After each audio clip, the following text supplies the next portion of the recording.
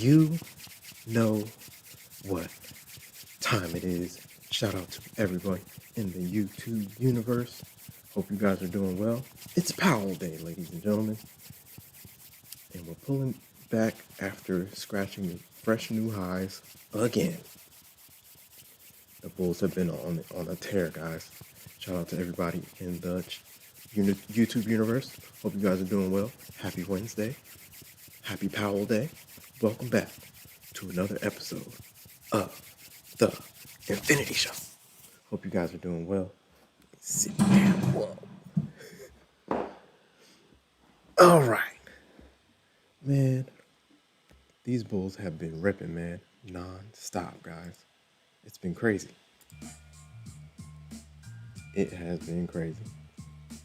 All right, man. Hope you guys are doing well. We got Microsoft earnings. We got Google earnings. We got Zuckerberg earnings. We got NVIDIA cracking 5 trillion for the first time. Insane. We'll see what Powell does for us. It's gonna be interesting, to say the least. I was looking at the pivot points for NQ, bro. Daily EMAs are like down at 25,600, something like that. Something crazy. Let me see. Hold on.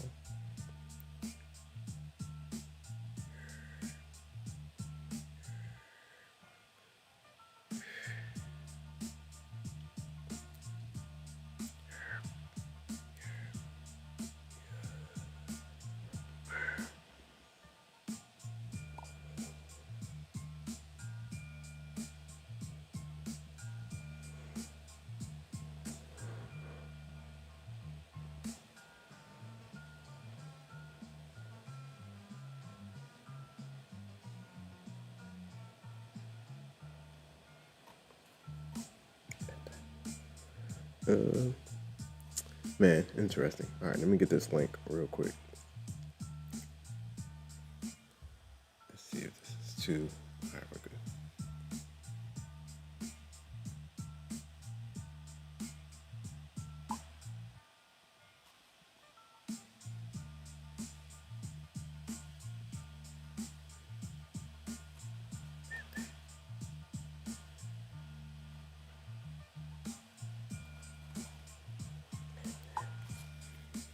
All right.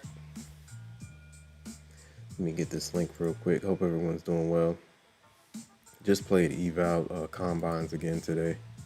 I'm trying to load up the fundeds, and then we can start the cycle I was doing last year. Getting one here, one there. It's not. I don't know. It's not working. It is not working. All right, let me see. Are we good? All right. Welcome. And shout out to everybody in the YouTube universe. Let's go. Free chat in.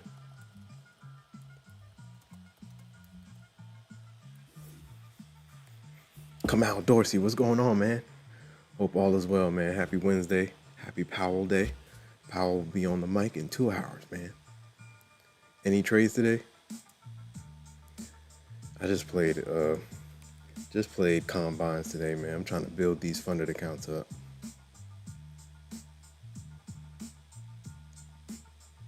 I'm trying to get these funded accounts up, man. All right.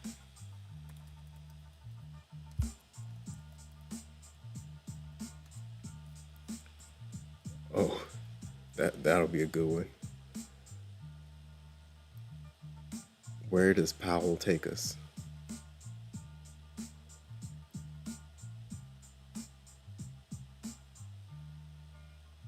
This thing on?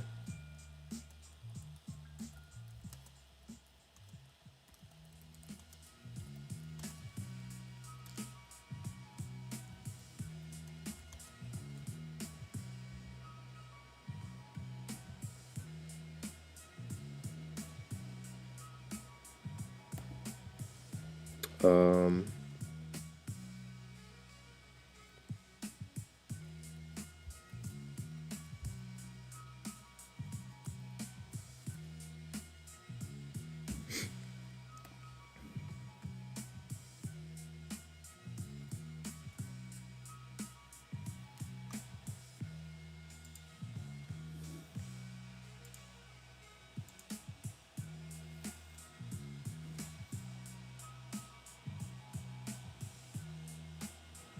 let's see where he takes us, man.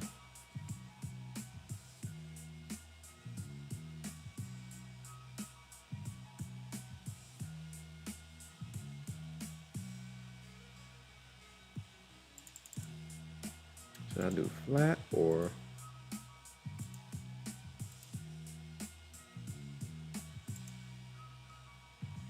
Let's just go with that. And where will Jerome take us?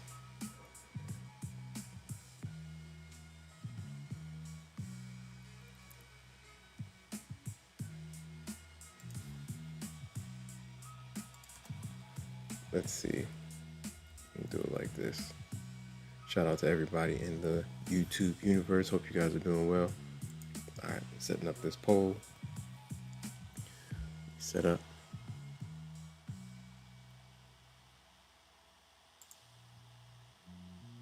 All right. We're Gucci. We're Gucci. Let's do good. We're gonna figure this out. Shout out to everybody in the YouTube universe.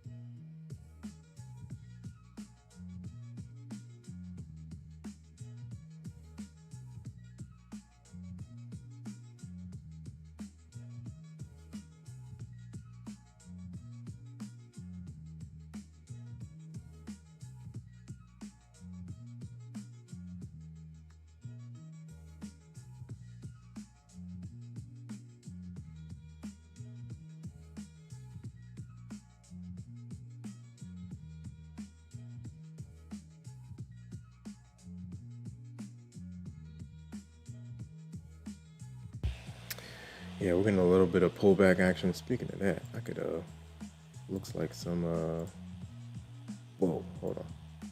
Let me draw this trend line. We got some trend line action from the highs. We got some trend line action. Shout out to everybody in the YouTube universe, man. We are in the building.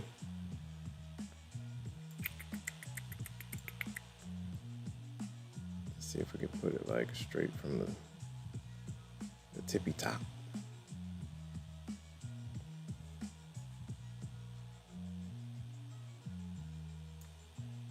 It's like right on it.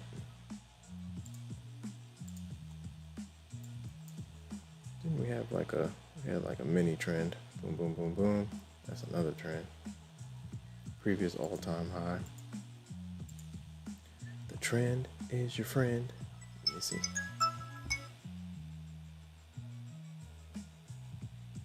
This is another one, right? Wow, that's like exactly where we collapsed to. Right below, right? Man. The algos are definitely trading these trend lines, man. Tried, collapse. And used it as resistance. plus some gap action. Now we're back to another one. Man, yeah, you got to keep your trend lines on the chart. You got to extend them because old trend lines are like still holding strong. It's crazy. Let me see if I can get this thing going. Shout out to K the Noob in the building. Come outdoors, he says, happy Wednesday. Yeah, I got some on gold, but did a stupid lockout. I wanted to trade more. Ooh, I've done that before. I'm like, golly, I was up like 50 bucks. I was up like 50 bucks, man. And I locked myself. I was like, oh, I did not mean to do that. I'm trying to train myself to be disciplined and so I don't have to lock myself out. I'm trying, man. Got that Topstep X account. Nice. I got to change my lockout, but have to wait now. Yeah. I've done that before. I don't know if I was trying to press like 1 hour and pressed 1 day instead. I don't know what I was thinking. I've done that before. Shout out to everybody in the chat. All right, man.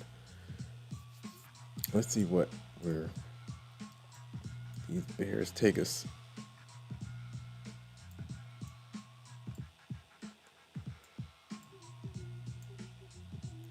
We got trend line action, man. We got another trend line down here too. So that's going to be interesting. Got the 1 hour up. Very interesting. We got some gaps down here. We just pulled back to the middle of that. That was like 200. That's a key level. Let's see.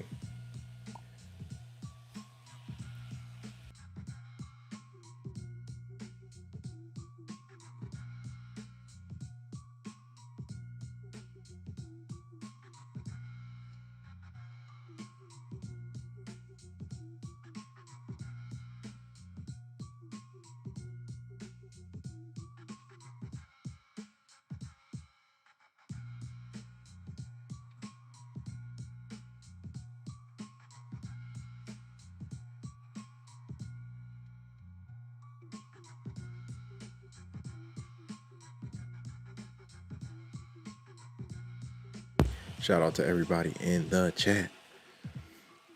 We got the poll up. Where does Jerome take us? Does Jerome take us to the upside or does Jerome take us to the downside?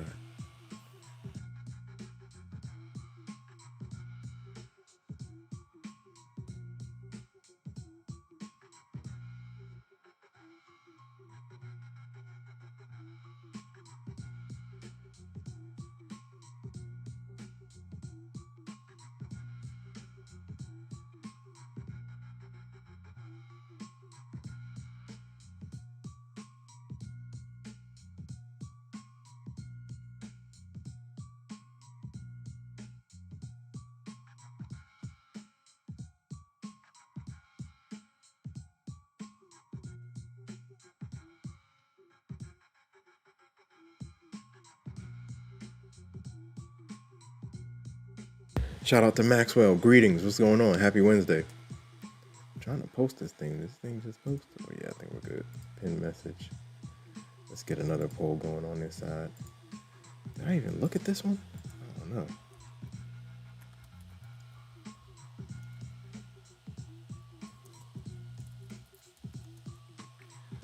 Where will Jerome take us, guys? We don't know. We'll do the same over here. Where will Jerome take us? Up or down?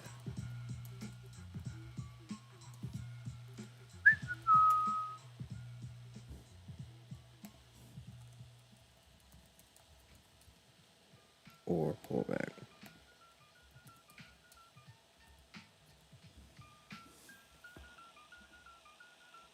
All right, let me start that. All right, cool. Shout out to everybody in the YouTube universe. Shout out to Maxwell. Greetings. Come over to the horizontal stream. Shout out to Maxwell. Anyone who jumped in the Discord last night, say something. I know Chris Cleveland, but the other, I think we got like Prop Farmer, JD. You gotta say something. Say something in the Discord.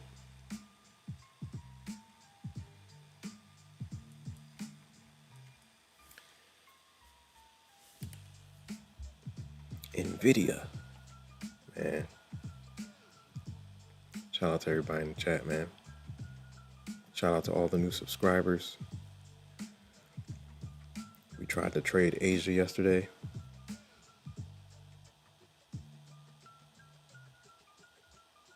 It simply wasn't the same. Oh, so Maxwell, go to the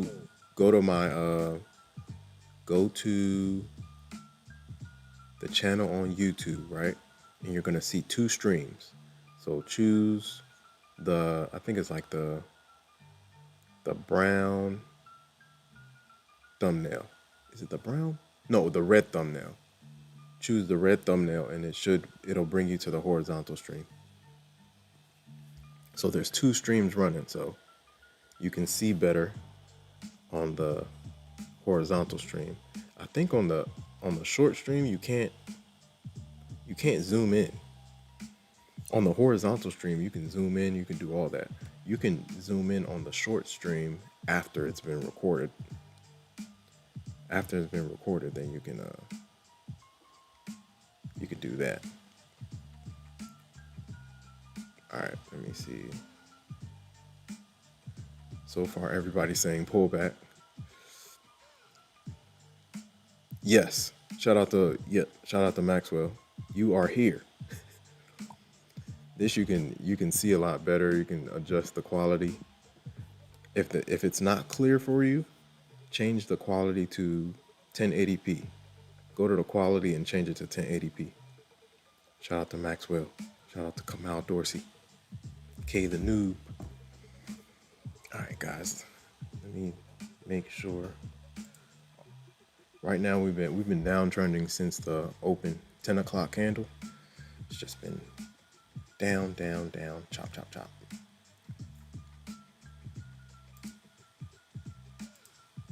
Arrow maker.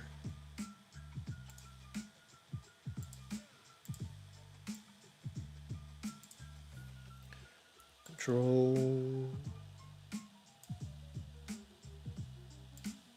Control. Control. We'll see. We'll see if we can get some type of breakout off the 200 level. Back up. We'll see. I like the pintail on the 1 hour. Nice bounce. We dropped down to the middle of this 1 hour FEG right at like 204. And now bulls are trying to pick it back up. We'll see what they can do. Shout out to Maxwell. We are in the building, ladies and gentlemen. Where's Jerome gonna take us?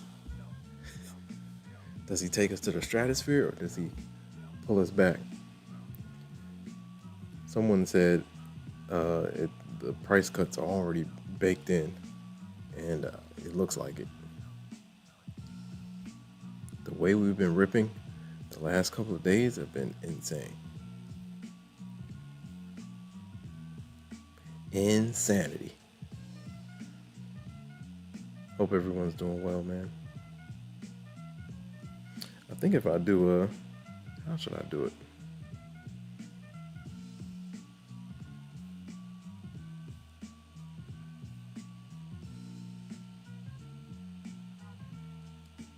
Whoa, what is this? It's wild. Okay.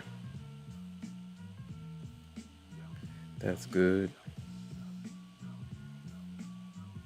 Shout out to everybody in the YouTube universe. Hope you guys are doing well. Whoa.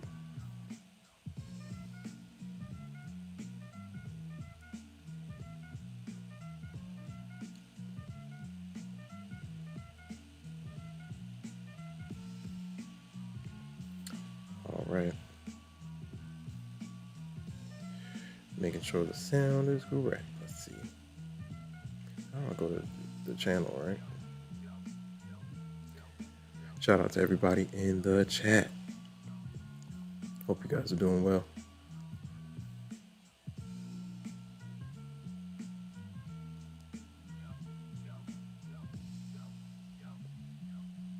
All right. IT. Shout out to everybody in the chat.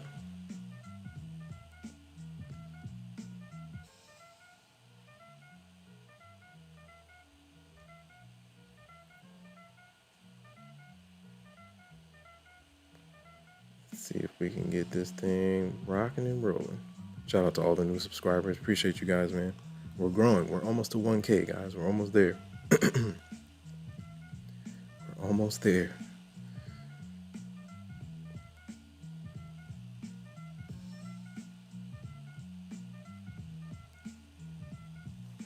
All right. All right, let's see how this trend works itself out. Do we pop out of this level? I'm watching it. These were some key levels.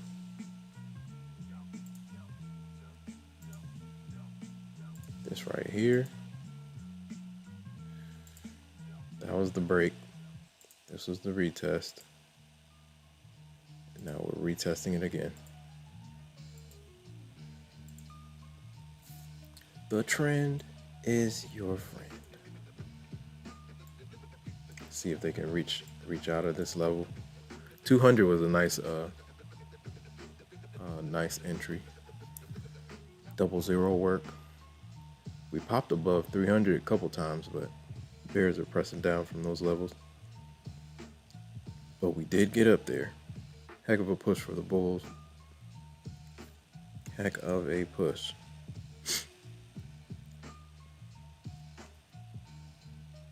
Shout out to Maxwell. Maxwell said, until the bend at the end. You made it to the horizontal stream. This is better. Shout out to everybody in the chat. All right. Let's make sure this is good. Make sure this is good.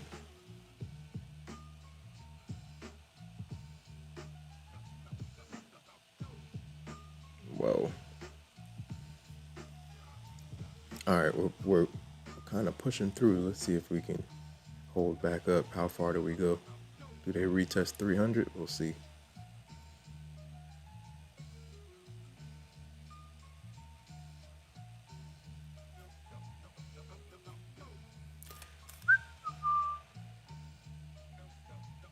All right, I think we're good.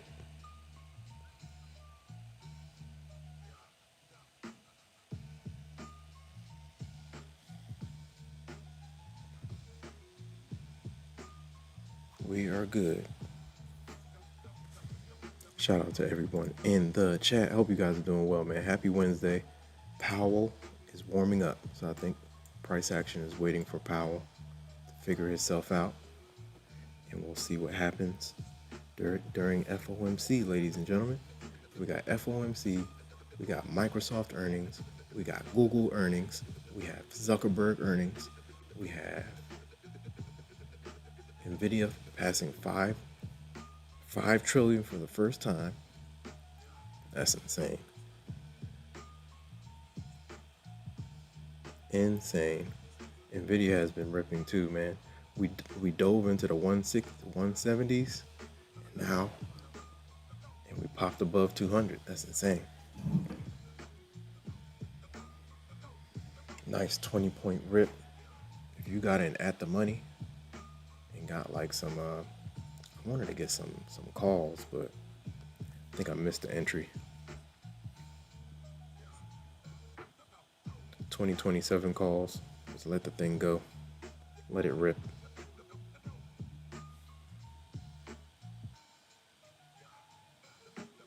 So yeah, today just combines, man. The one I was working on yesterday, I blew that one. And this one I just kind of pulled from pulled from the mud. Pulled it from the mud, man. So we'll see, man. I got two XFAs locked in, so I just gotta activate those. But I'm trying to like get to like 3, 4, or 5. Then I'll just activate all of them at the same time and cycle them. We'll see. We'll see how the week closes. I might start one before the end of the week. Today's Wednesday, right? Yeah. So we'll see.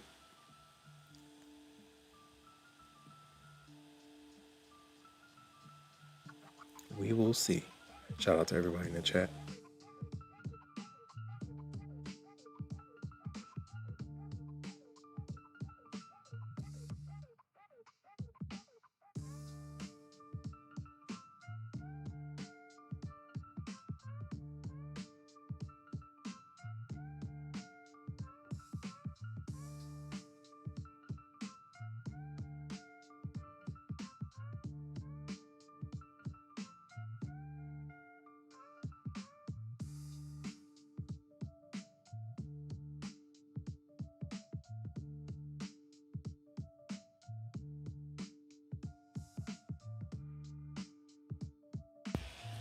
How's everyone doing today? Are you guys green or red?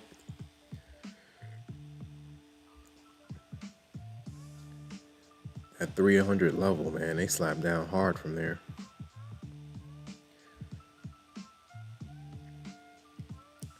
Powell, man, is coming. Jerome Rome is coming. Maxwell said, no trades for me since Monday. Nice.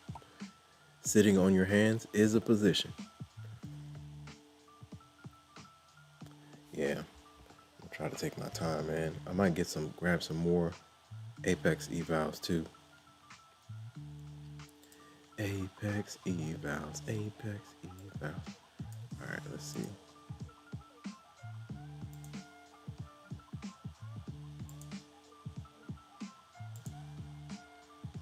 Should I just open this thing up? Let's see if I can.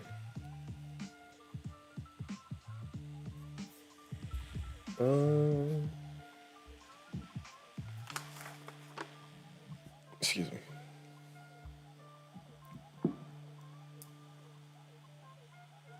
It's fully charged, right? Yeah.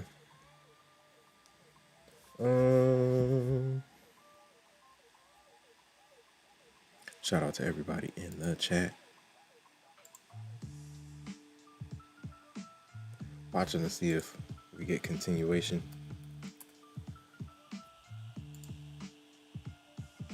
Off of the 200 level. We got a nice bounce off the 200 level.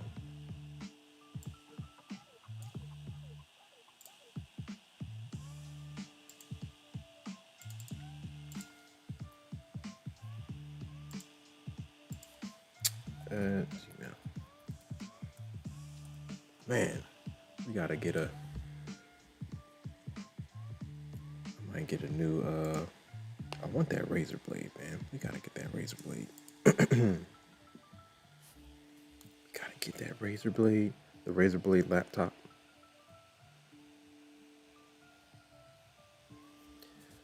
I want a custom build too, if we can get it. That would be cool. Have like 3 computers going at the same time.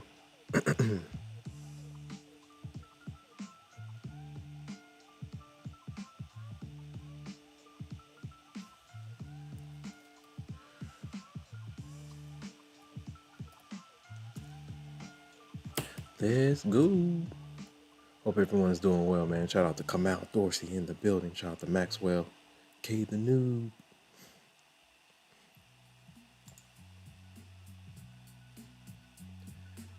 Let's see.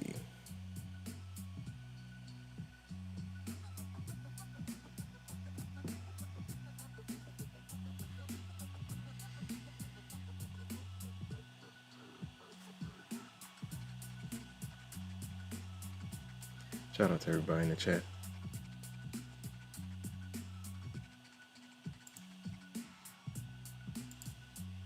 On the short stream, the The vote is for continuation. Yo, if you're on the short stream, come over to the horizontal stream. There's 2 streams going on right now. You'll be able to see and like zoom in on the horizontal stream. I think it's like better quality too, I think. Shout out to everybody in the chat. We're getting a little bit of a break. Let's see if we can get to that second trend line up here, and we'll see what happens. Because that's another trend.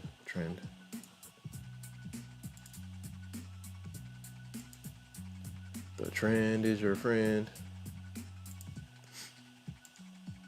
Let's see if they can get above.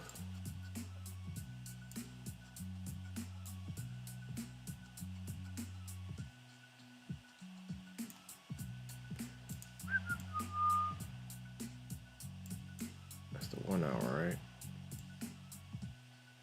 Yes, indeed.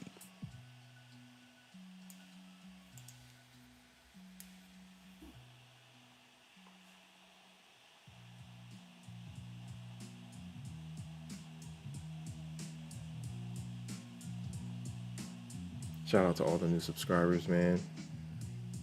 Appreciate you guys, man. We are pushing toward 1K, man. Slowly but surely.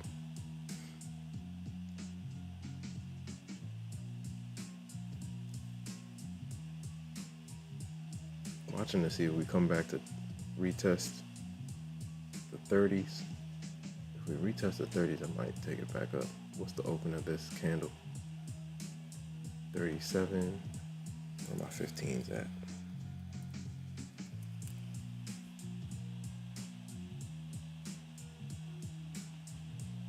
$37. Fresh 15-minute candle coming in hot. Let's see what happens.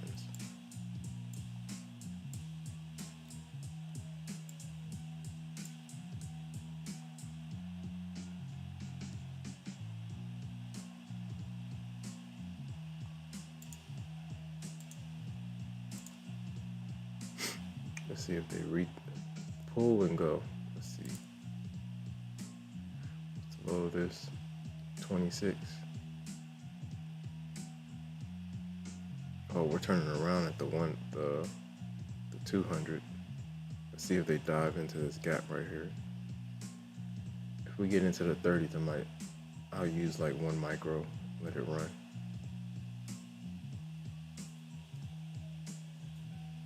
Shout out to everybody in the chat. Hope you guys are doing well, man. Happy Wednesday. Jerome will be on the mic in 2 hours. It's going to be interesting.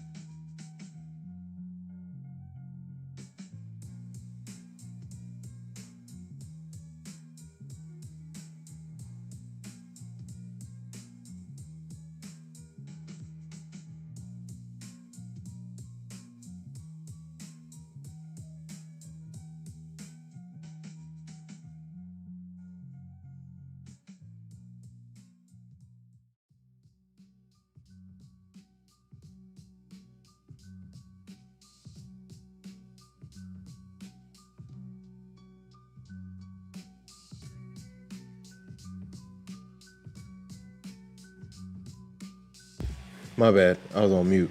Shout out to Chris Cleveland in the building. What's going on? We're in the building. I was looking for like a pull into the 30s. And then if we get a pull into the 30s, we can like let a micro run. Let's see how far she goes. Shout out to Chris Cleveland in the building. Shout out to Maxwell. And shout out to Kay the Noob in the building, man. Hope you guys are doing well, man. Chris Cleveland, 200 is a good day, man. 200 is a good day. Just move the account forward. I've been up 200 and started over trading. And the 200 disappeared, man. So yeah, that's a good day. Yo, when you get a chance, in the Discord, let everybody know what you've been trading and what you trade and how long you've been trading. I'll ping you right now. Hold on.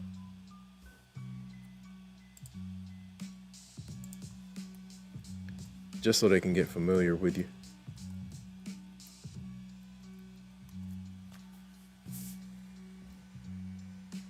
I just pinged you in the Discord. Right now we got a nice bounce off of 200. Watching to see if she wants to continue. I had another entry in the 30s, but we didn't quite get down there. Shout out to everybody in the chat. If you're new here, welcome to the Infinity Show. Hope you guys are doing well.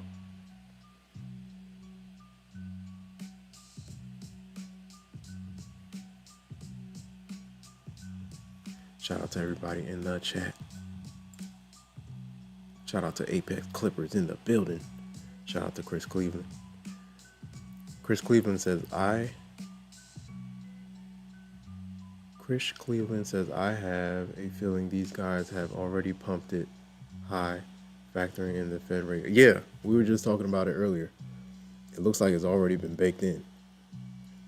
And it might slide big, who knows? Let's see. Yep. All depends on Mr. Powell. The power of Jerome. Mr. Jerome. Shout out to everyone in the chat, man.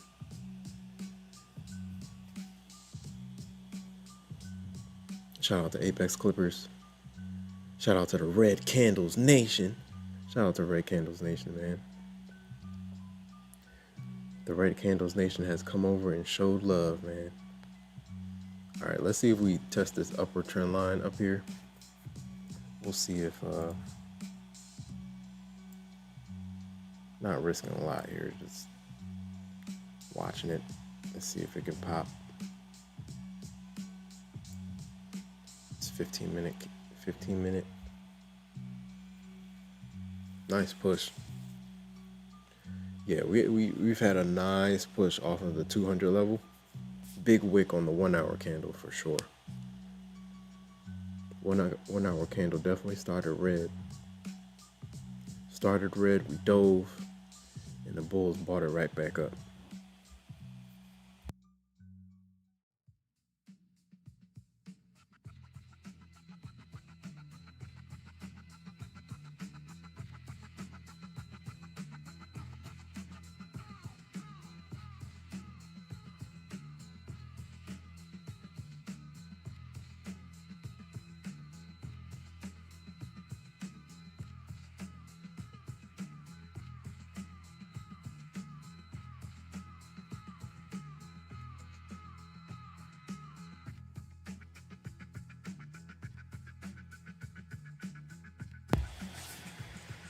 Shout out to Chris Cleveland.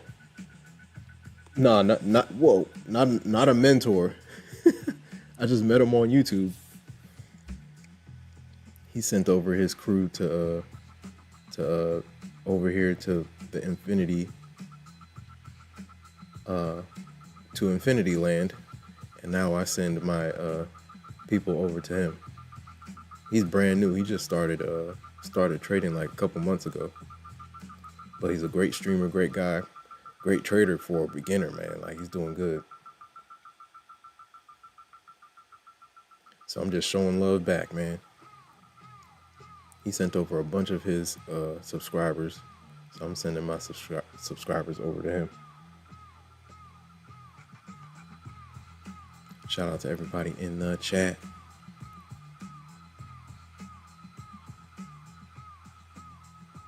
Yeah, he's a great streamer. He's brand new, but I'm definitely learning like how he streams.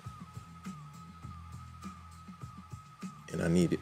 He told me to get the giveaway, figure out the giveaway system. So I'm gonna try to get that going. Fourth quarter.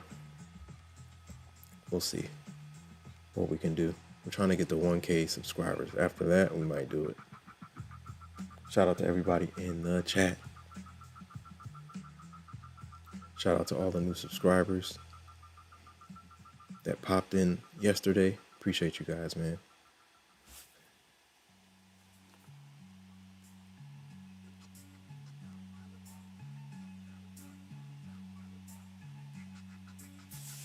Shout out to Chris. It's Jay.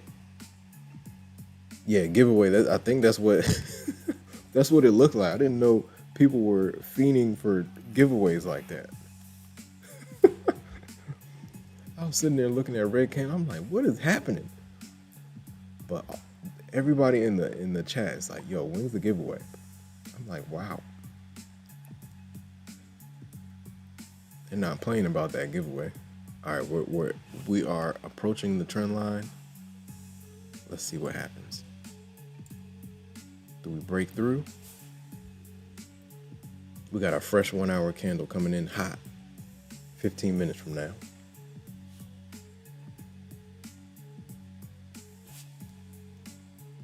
Shout out to Chris Cleveland in the building.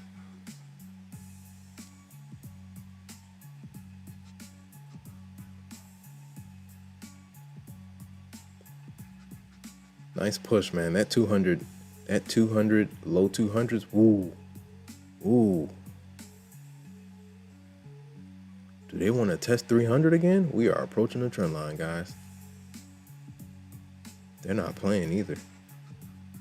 These bulls have just been, I don't know, man, relentless.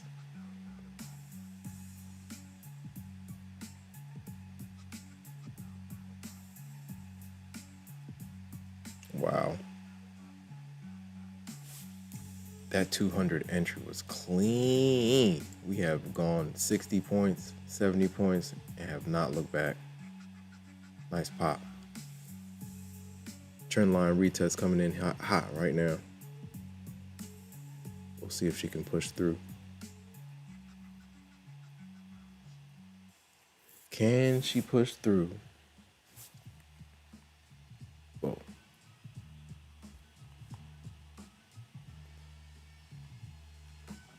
We are gonna see.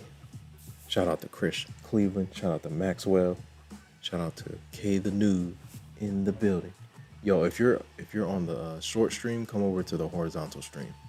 You can see better and you can zoom in. You can change the quality, all that good stuff. If you haven't already done so, change the quality to 1080p, and you'll be able to see everything crystal clear.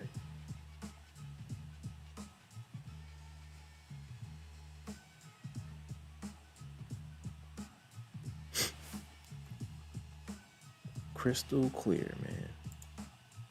Let's see. That's gonna be a good one.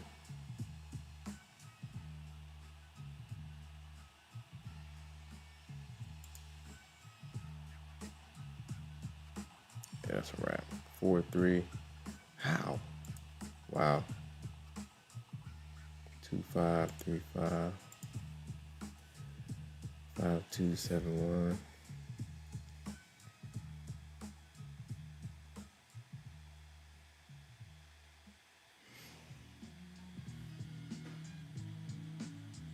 Yeah, it should be good. Should be a good one. Fun times.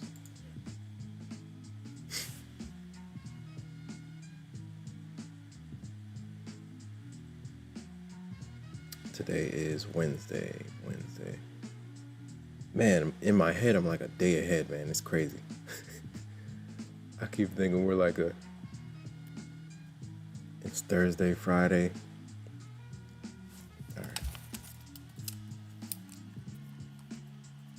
All right. It's 2:13, right? Oh boy. 13. Yeah.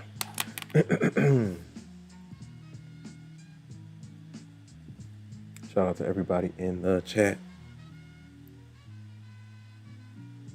If you're new here, welcome to the Infinity Show, guys. It looks like we just checked in with the trend line. I don't know if we're gonna curl back up and retest it again, or do we retreat back to 200? We'll see.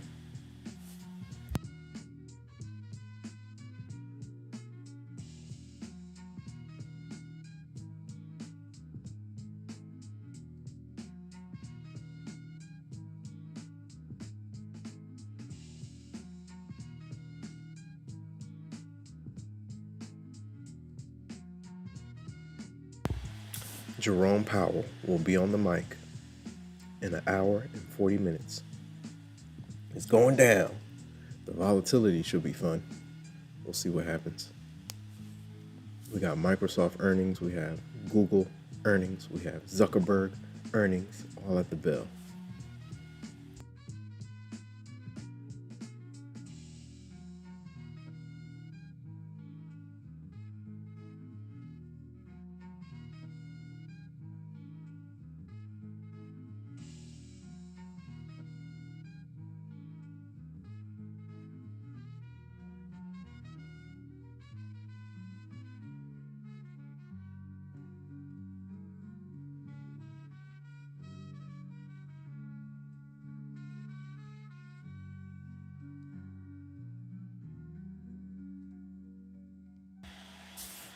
Shout out to Apex Clippers. Indeed, get your popcorn ready. Romy Rome will be on the mic. Romy Rome will be on the mic. Man.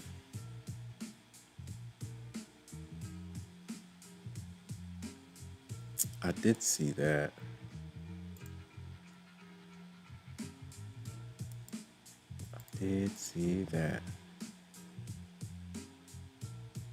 Just need something decent. Jeez.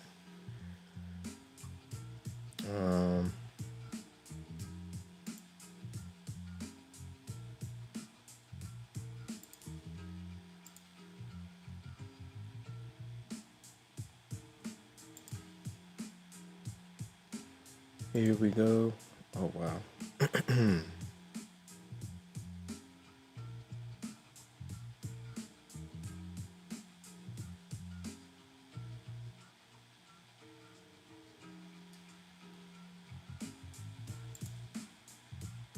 Oh yeah, he was like a sub. Okay.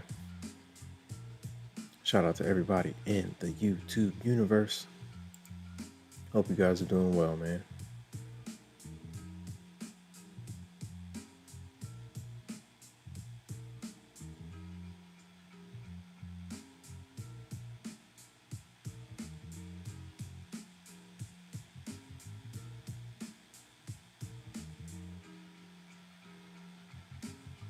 Oh, got it. Hold on. 1, 2, 3, 4, 5.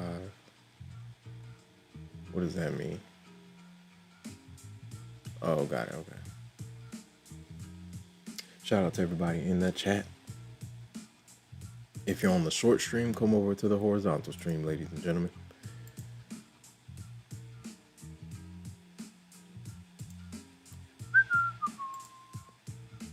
Do we get continuation with Powell? Or does he take us to the into the abyss? We'll see. We will see.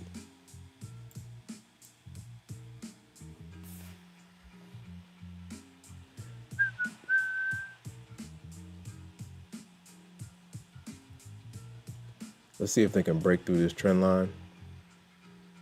That 200 bounce was clean. Man, that was super clean. That should have been the entry, or at least the bottom of that, the 5-minute, the 15-minute candle after the pullback. At least 220 up still would have been a good move.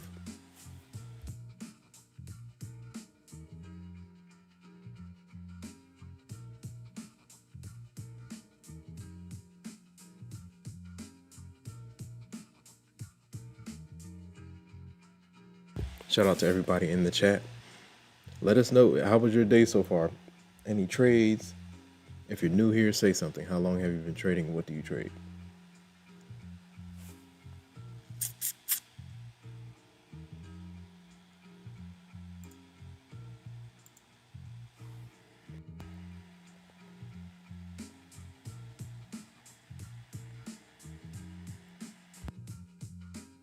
Shout out to everybody in the chat. If you're new here, say something. How long have you been trading? And what do you trade? Let us know if you're green or red on the day. I'm like 1 for 1. Blew one combine and then pulled another combine from the depths. From the depths of being blown. But we have like two combines already passed that are sitting on the sideline, but I just need to activate them. But I'm taking my time. I'm trying to get like 3 or 4 going, then I'll just 3 or 4 passed, and then I'll activate them all at the same time. I want to get my cycle strategy going again. Shout out to everybody in the chat. Hope you guys are doing well. We're rocking and rolling, ladies and gentlemen. Like, comment, subscribe, share, hit the notification bell so you know exactly when I go live. If you're new here, say something. How long have you been trading and what do you trade? Yo, Chris Cleveland. Oh yeah, you got it. Okay, cool. We're good. That was at 44.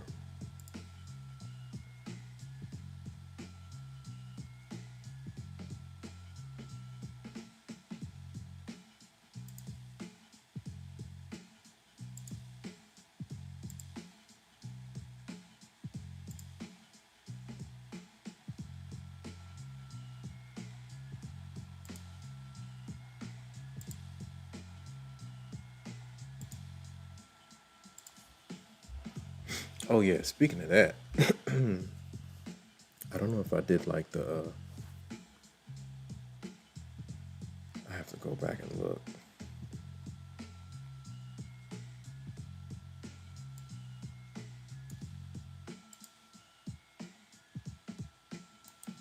Did I open this up? I did not. I don't think I did. Let me shrink it. Shout out to everybody in the Discord. Shout out to Mark M. Shout out to Chris Cleveland. Shout out to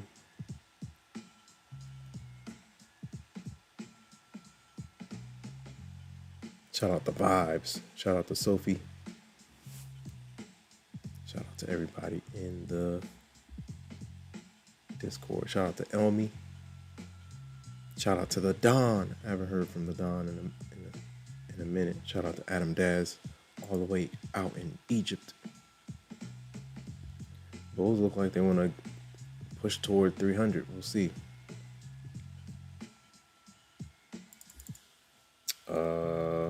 What is the email?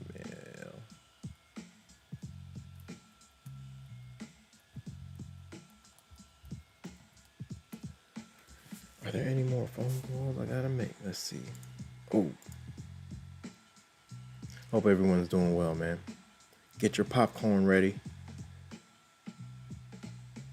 Mr. Powell will be on the mic very soon.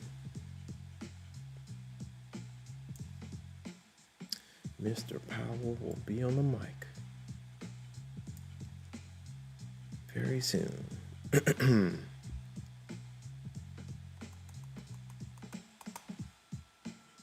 Yeah, they're testing that. They want to test that trend line, man. What a push. Nice bounce off of 200. Very solid.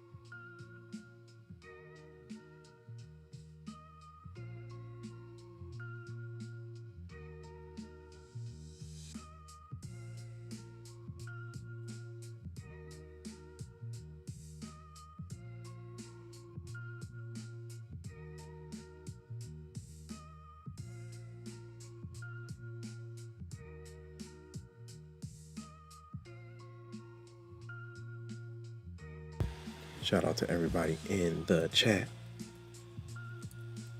If it's your first time here, welcome to the Infinity Show. Hope you guys are doing well. Happy Wednesday, man. It's Powell Day. It's Powell Day. In an hour and a half, that man will be on the mic. Then to close the day, we have Microsoft earnings.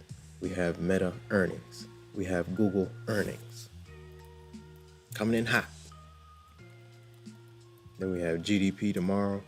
And we got PCE on Friday, man. Action packed. Action packed.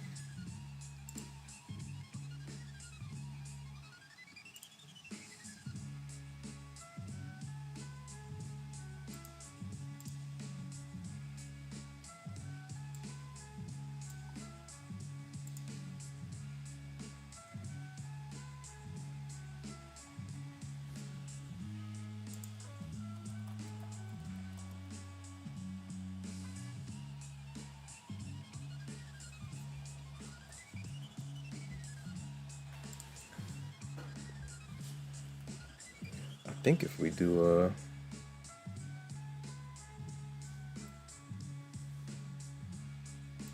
oh, I do that correctly.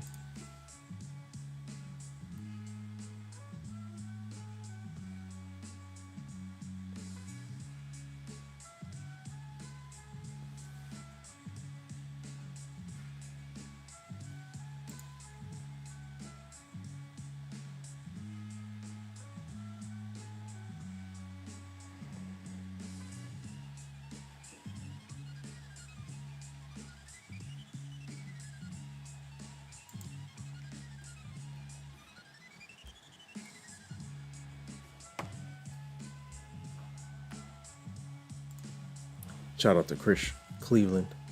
Chris Cleveland says, am stopping trading in 3 months. We'll get in after 3 or maybe later tonight. Okay. 3 minutes. Okay. Too risky to enter. Let the market decide a direction. Yeah. The thing is, everybody's waiting on Powell right now. So we'll see how Powell shakes things up. Do we push to the upside or do we push to the downside? It's gonna get volatile though. We could shoot 100 up. We could shoot 100 down. It depends. We'll see what happens once he hits the mic and says good afternoon. As soon as he says good afternoon, man, we drop 50 points, pop 100 points. Insane. Shout out to Chris Cleveland in the building. Shout out to all the new subscribers, man. Let's keep on going.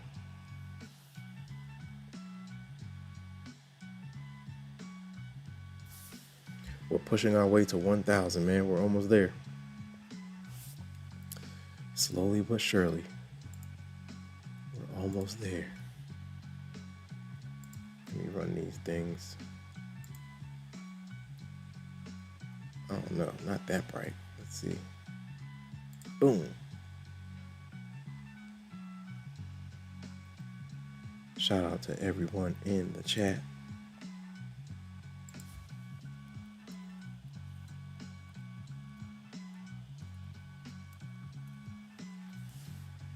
Nvidia went crazy, man.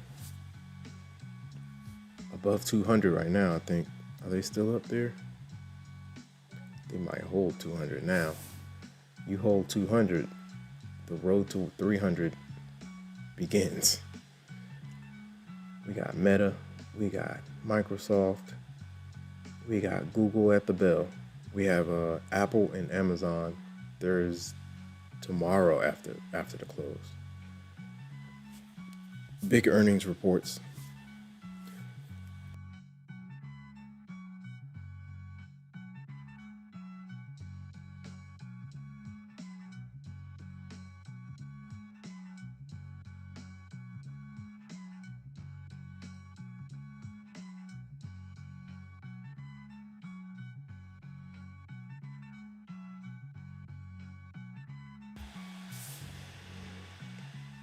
Here we go, Bulls. Here we go.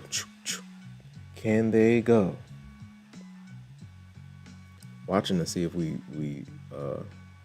go up there and try to sweep 300. We'll see. Shout out to everybody in the chat. Hope you guys are doing well. Happy Wednesday, guys. Whoa, get rid of that.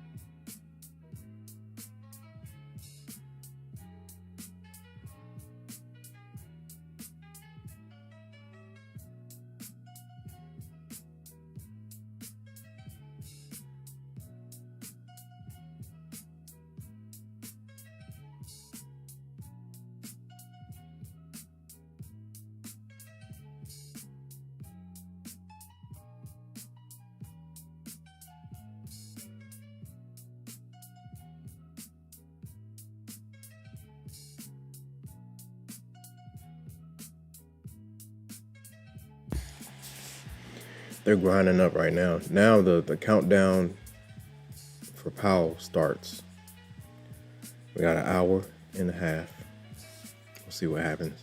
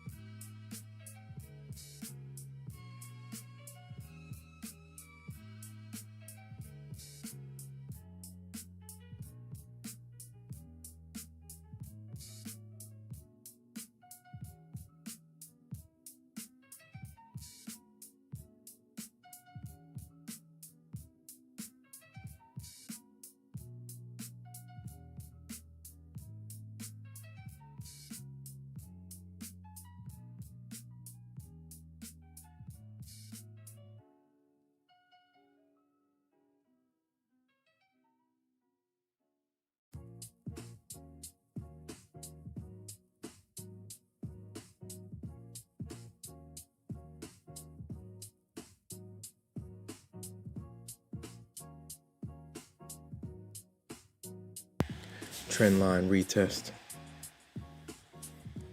Oh yeah, let me see.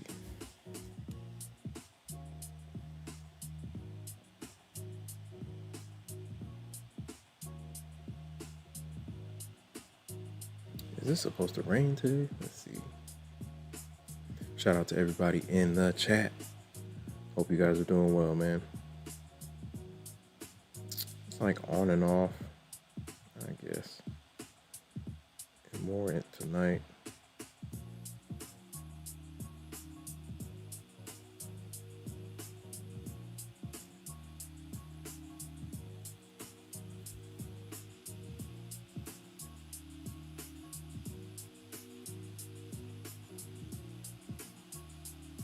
Maybe even like Monday might be the day.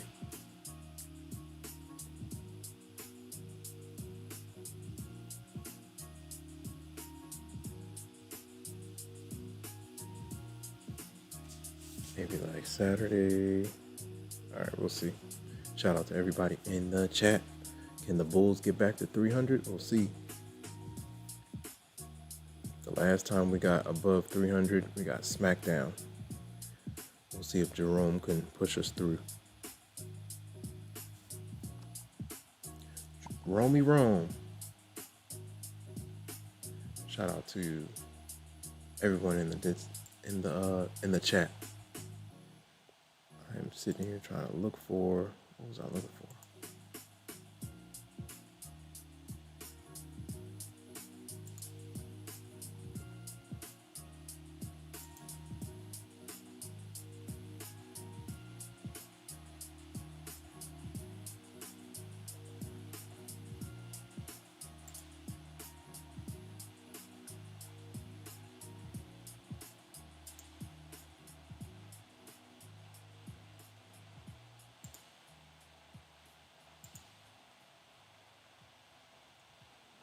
Yeah, at one point, I don't know. All right.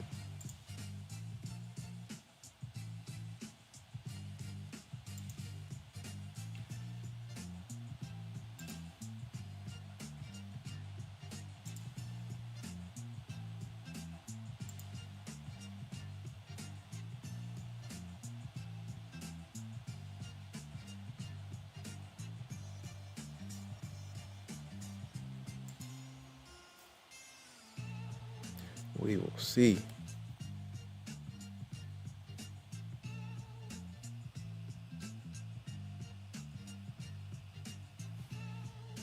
It's just not raining right now. Let's see.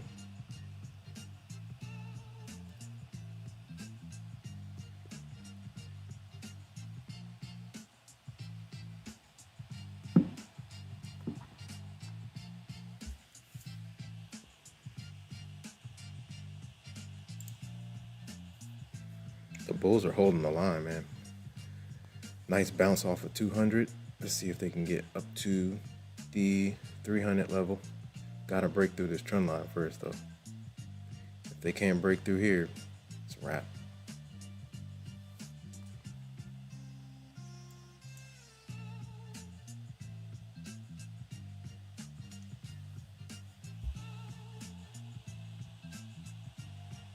Mr. Powell is inbound. We have Microsoft earnings. We have Meta earnings. We have Google earnings. All at the bell. Plus FOMC. Insane. Shout out to Chris Cleveland in the building.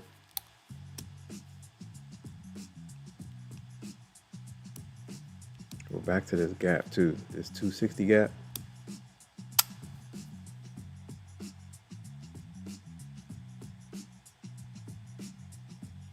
Maxwell says that's a lot to process. It's part of the game, man.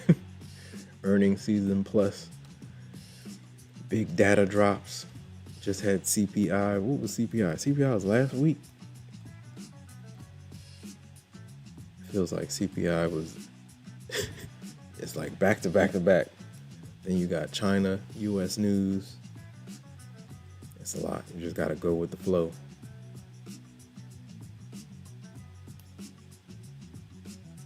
I don't really pay too much attention to the news. I pay attention to price action. I want to see what the chart is doing.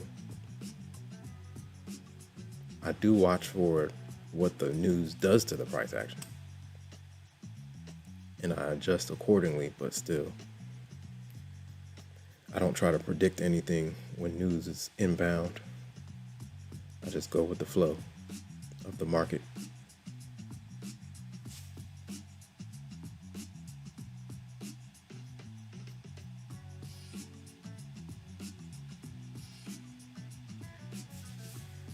Maxwell says, do you think we will have an AFP before November? We might, hopefully.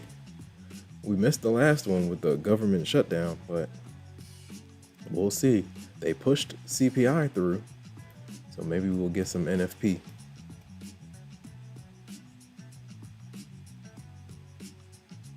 They definitely pushed CPI through.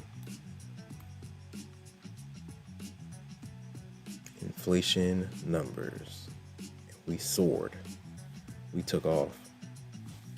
Shout out to Maxwell in the building. Maxwell 7153 in the building. Shout out to Kamal Dorsey.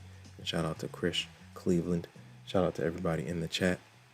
If you're new here, say something. How long have you been trading and what do you trade? Shout out to everybody in the chat, man. We are sitting here waiting for Mr. Powell. Romy Rome. Jerome Rome.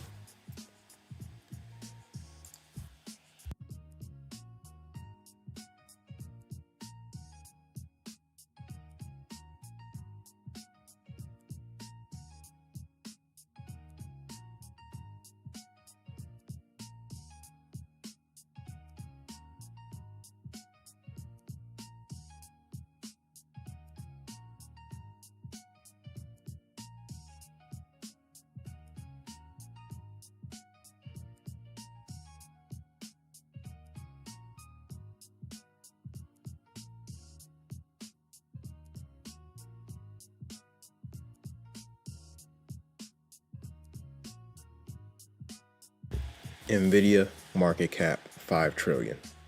Insanity. Nvidia market cap $5 trillion, man. What? Unbelievable.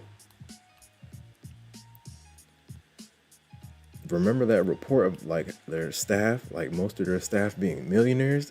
That's insane.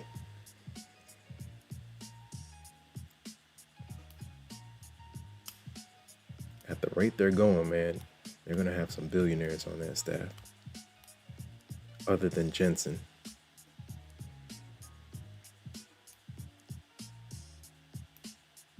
Because Nvidia just keeps going up and up and up and up. I remember when we were in the 90s and the 80s, everybody was like, oh, it's going to flush. Look at us now, man. Grab you some leaps for a year or two out and let it run. Nvidia is going to figure itself out. Shout out to Maxwell in the building. Shout out to all the new subscribers. Appreciate you guys, man. Let's keep on going. Let's keep on going. Yeah, hopefully we get NFP. We'll see. We are charging at this trend line right here. We'll see if we pop it and hold. We will start to see, Maxwell says, we will start to see individuals with $1 trillion net worth within the next 5 years. That's a fact. AI is out of here.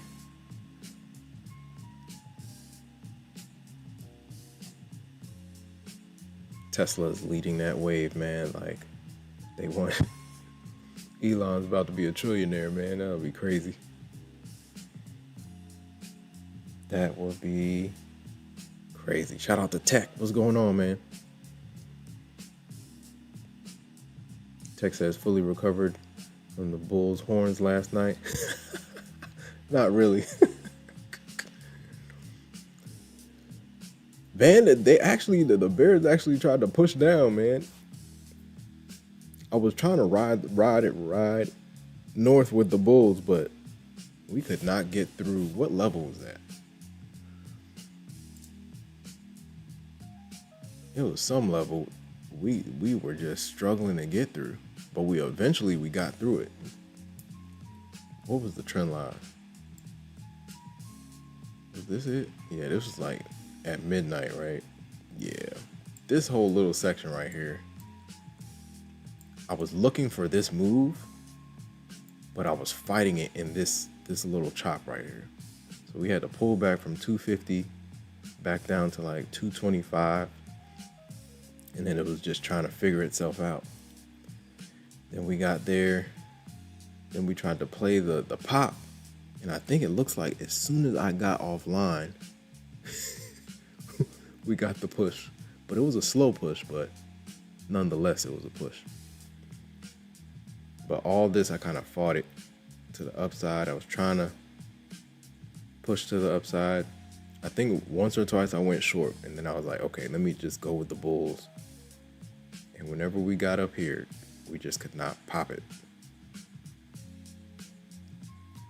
It looks like it wanted to pull all the way back close to 200 before it took off.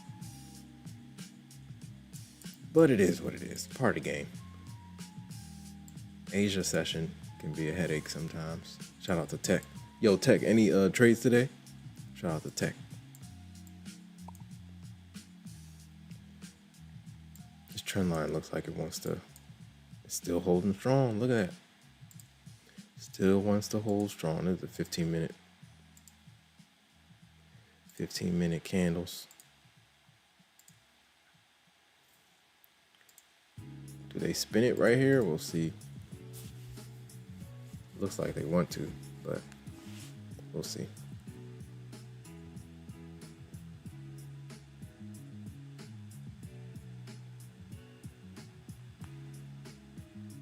Tech said plenty of trades.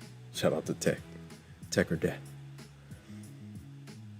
All right, let's see if they curl this thing back up. Shout out to the Red Candles Nation. Shout out to everybody in the chat.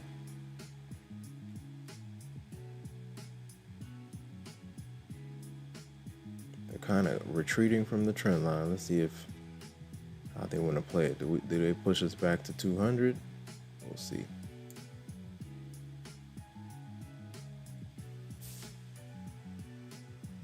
Patience. Shout out to everybody in the chat. Shout out to all the new subscribers. We are in the building, man.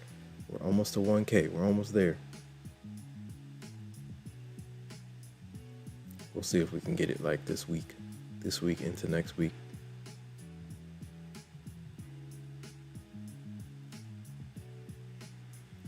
They're pushing us back, but there are a bunch of gaps down here in the 230 to 240 range.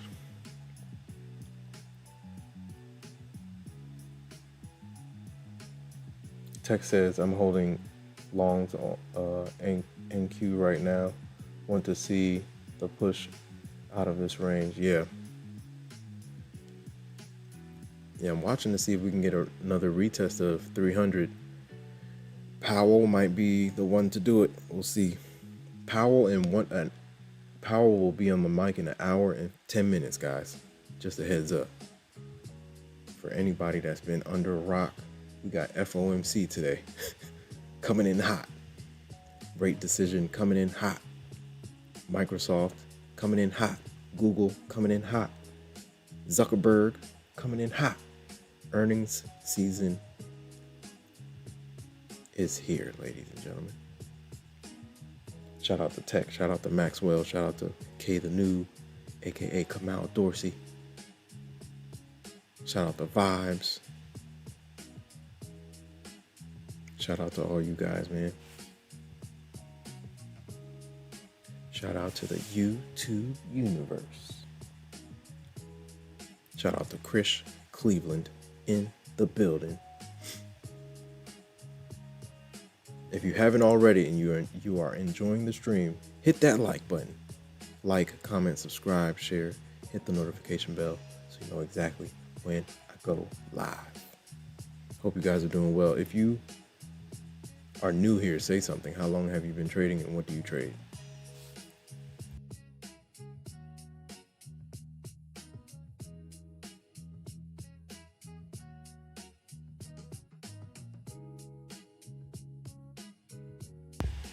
Shout out to Tech.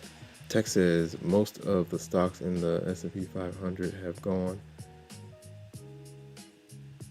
to the open, which is why I'm holding longs, which just need the power volatility. Yep. Oh, you're gonna get some power volatility. It's coming. As soon as power walks in the room, there's volatility. But yeah, most plays are pushing to the upside, man. Great push.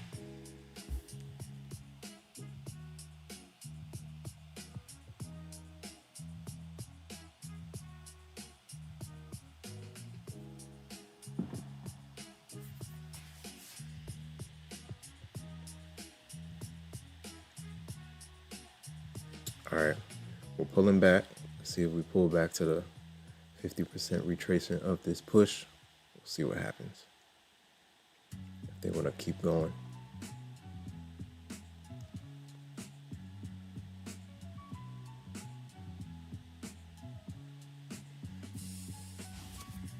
Where's my watch? Shout out to everybody in the chat. Man, we got Powell coming in hot. Romy Rome. It's coming in hot.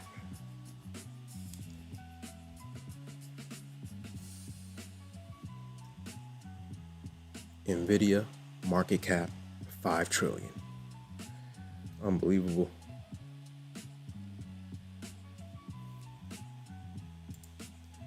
We got some votes in the poll. 67% of you guys say pullback. 33% of you guys say continuation. We'll see.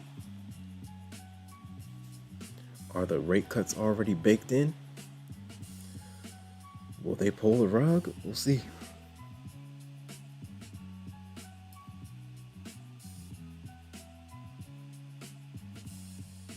Man, so Nvidia, $5 trillion market cap, man. That's insane.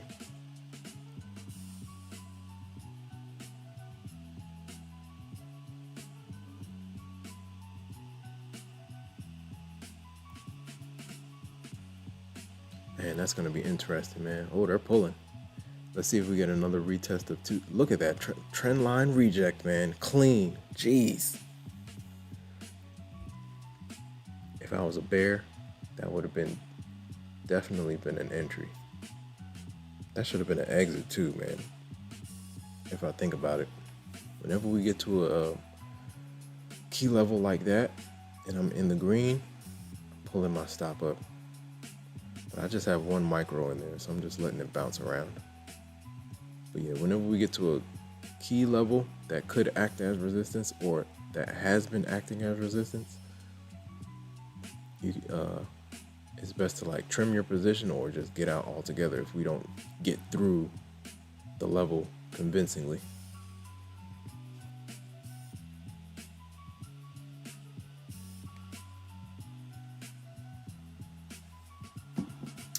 Yeah, I have to go back and look. Let's see.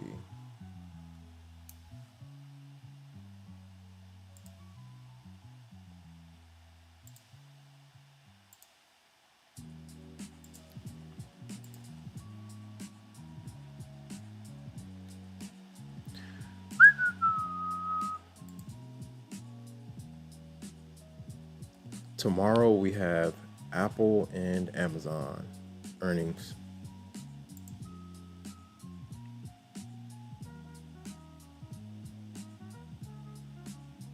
Woo, somebody in the Discord just posted Apple to report 4th quarter earnings after market cap touches 4 trillion.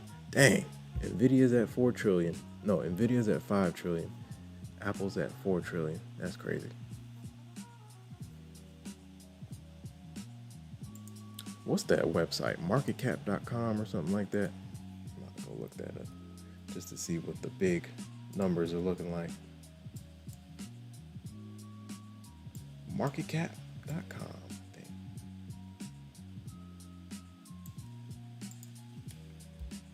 Shout out to everybody in the chat. If you're on the short stream, come over to the horizontal stream. On the horizontal stream, you can zoom in, change the quality, and see things clear, and change the quality. Yeah, 1080p. Hope everyone's doing well. Wow, big pullback. That trend line did its thing. Jeez. Pullback action.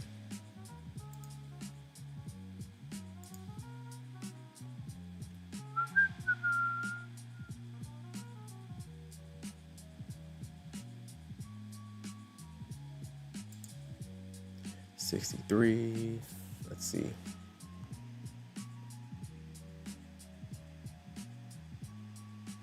Shout out to Tech in the building. Shout out to Chris Cleveland.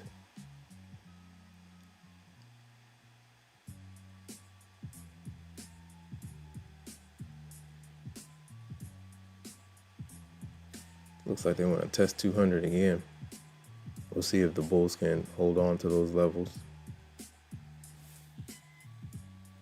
Powell will officially be on the mic in 1 hour. It's going down. It's going down. It is going down. Let's see. Maybe I can do write it down, man. If you fail to plan, you plan to fail. 350.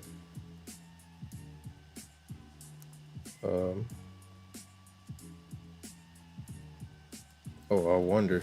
Hold on. I gotta look that up, right? Yeah. Technically, hold on. Today is, yeah. Shout out to everybody in the chat. Bulls definitely pressed down from that trend line. Jeez. That was abrupt.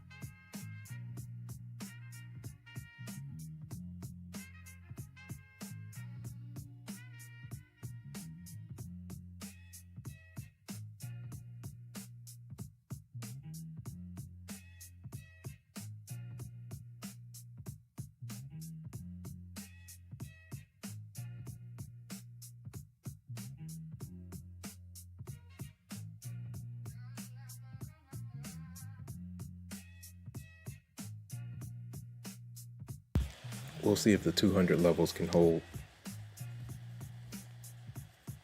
There's a 1 hour FEG down there at 200, so we'll see.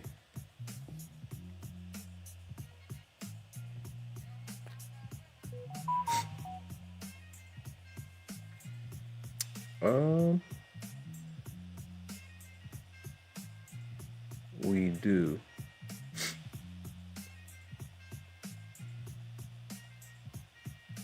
We do have it, I think. Did anybody look it up? We do have it. I think I just looked at one. All right, we'll see. Shout out to everybody in the chat. One Eye, what's going on? Good morning, good afternoon, good evening. What's going on, One Eye? Power will be on the mic in less than an hour.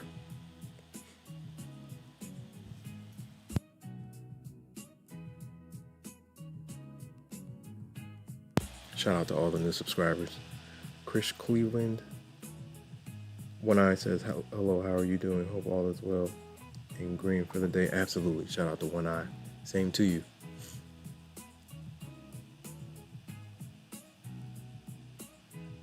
Shout out to Chris Cleveland. Green is green, Chris. Green is green. Even if you leave something on the table, it's all good, man. Green is green. Shout out to everybody in the chat. Shout out to all the new subscribers. Appreciate you guys, man. We are ramping up to 1K, guys. We're almost there. If you're on the short stream, if you're on the shorts stream, come over to the horizontal stream. There's 2 streams going on right now. On the horizontal stream, you'll be able to see better, zoom in, better quality. You can change the quality too.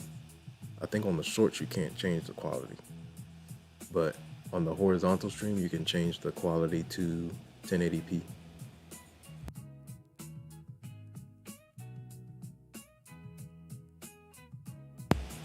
That way you'll be able to see everything clear. Okay, we are rebounding in that 15 minute FEG around, where is that?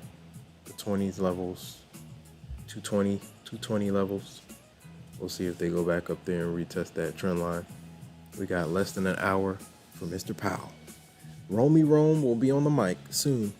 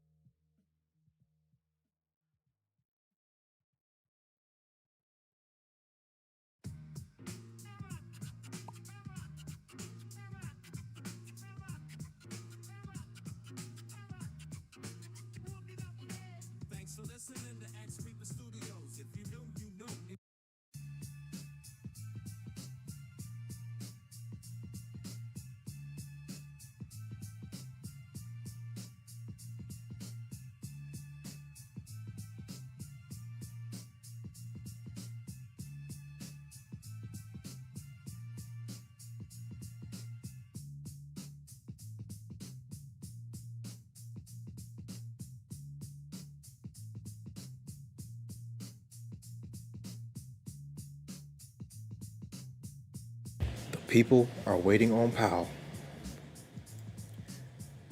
The people are waiting on Powell. Let's see. Whoa, where did that go? Hold on. Home runs. Did I not? Oh.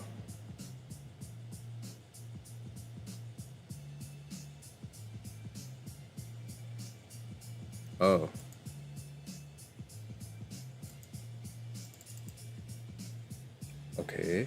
Let me see.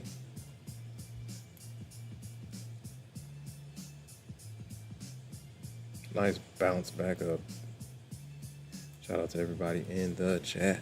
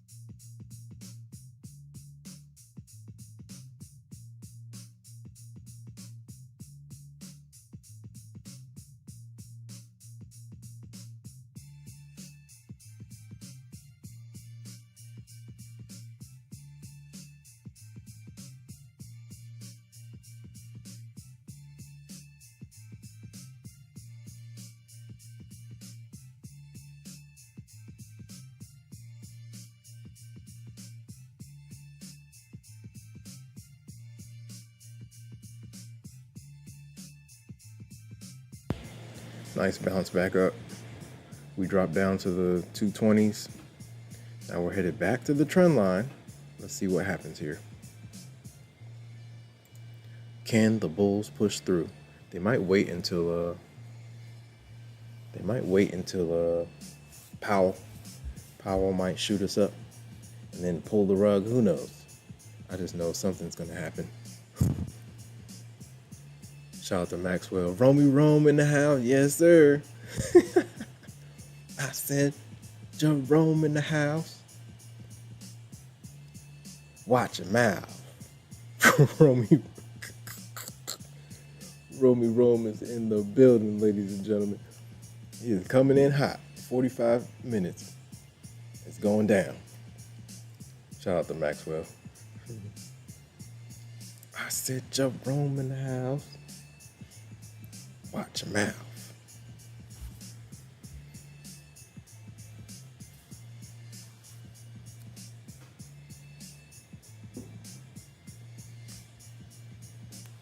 Yeah, this should be fun. So you're gonna have we got FOMC coming in hot. That's gonna be like an hour long. We'll see how long he stays on. 2:30 to like 3. Then you got power hour. Then you have earnings right after that.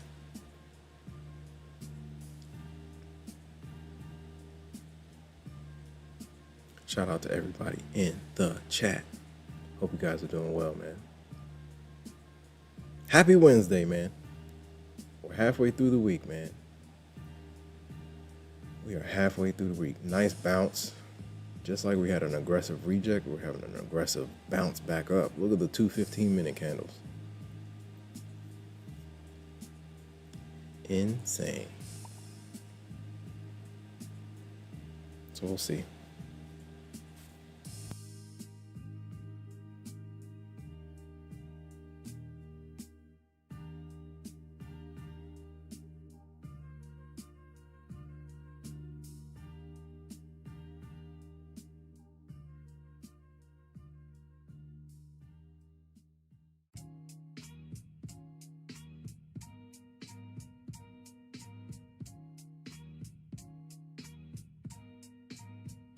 We might get on again tonight. Everybody wants me to get on during Asia session, but I do not like trading Asia session. Man,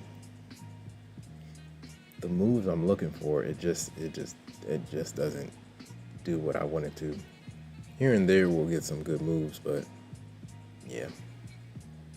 Shout out to everybody in the chat. Shout out to Maxwell. Shout out to Chris Cleveland. Shout out to One Eye. Shout out to everybody in the chat. Shout out to Tech. Shout out to Maxwell again. Shout out to Chris Cleveland. Shout out to Kamal Dorsey. Shout out to Devin. Shout out to Dev Trades. Shout out to Mr. Sam. Mr. Sam. Shout out to Kamal Dorsey, K the Noob. Most people in the poll say we're going to pull back. The rate cuts may have been baked in because the way we've been ripping, man, you would have thought they announced this last week before CPI. But yeah, we'll see what happens.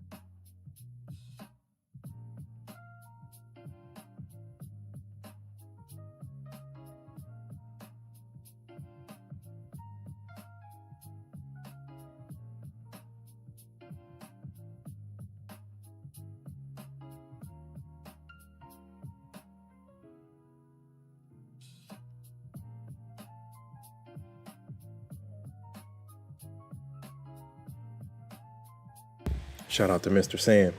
There goes Mr. Sam, man. What's going on? Maxwell is counting down. FOMC minutes. FOMC is about to go down, ladies and gentlemen. We'll see how things move at 2 p.m. Eastern. We should get an initial movement. Shout out to Mr. Sam. Mr. Sam, you said the other day it was soccer time for soccer. Do you play or are you just watching it? Shout out to Mr. Sam. Wow, look at this thing.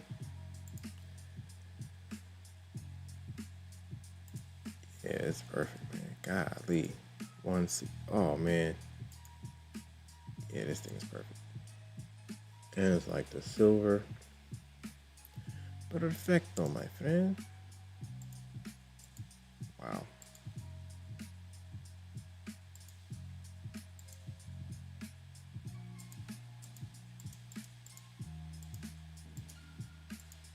Ooh. Dang, what was that? A dent? Oh, no. Yeah, it's all good. Well, no, it's not.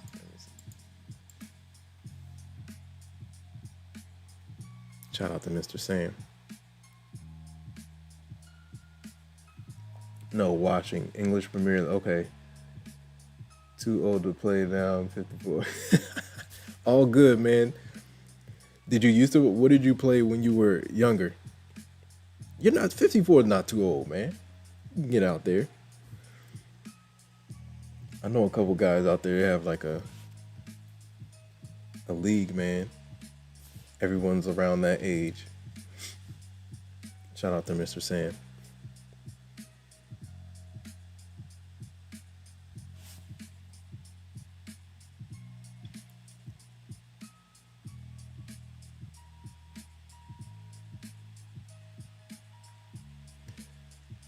I used to play, man. I played striker. I need to get back out there, man. Get the cardio going. All right, guys, it's coming in hot. Yeah, when I was younger, up to my university. Nice. Shout out to Mr. Sam, man. What position did you play?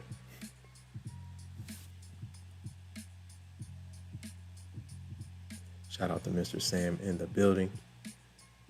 Yo, the countdown continues. Maxwell is counting it down. This thing's about to go crazy. Do we get to 300 or do we pull back to 200? This is classic, right? We're like right in the middle of the range, right at 50. We could go 50 to the north side. We could go 50 to the south side. 2, 4, 6, nice. Shout out to Mr. Sam. Muno Mars is in the building. What's good, dog? My man. Muno Mars is in the building. Shout out to everybody in the chat. We're going to see what happens here. Things are about to get interesting.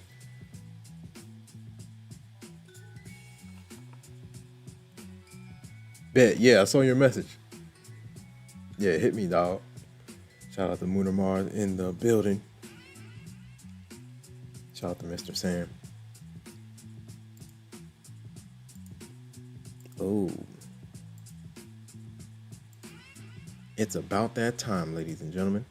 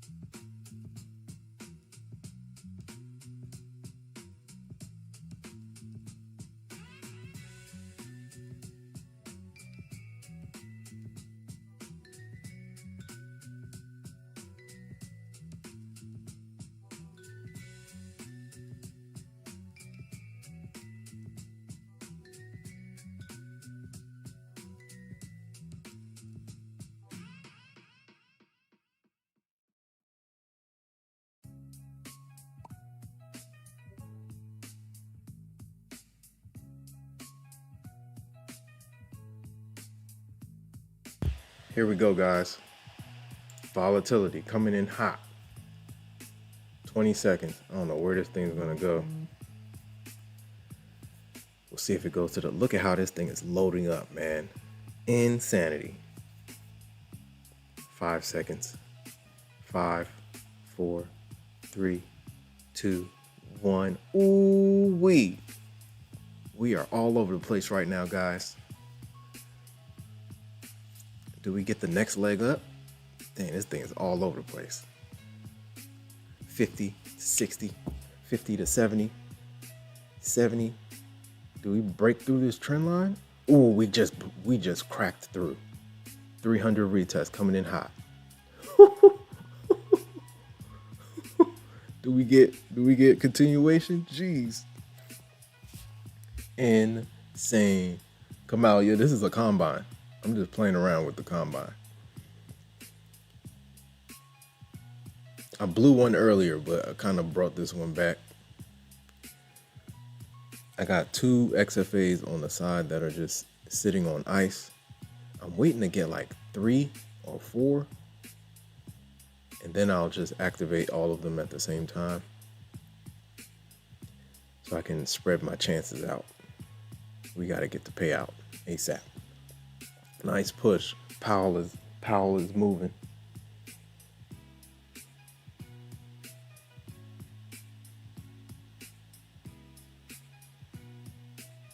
Shout out to Luna Mars in the building. Shout out to Kamal Dorsey, K the Noob.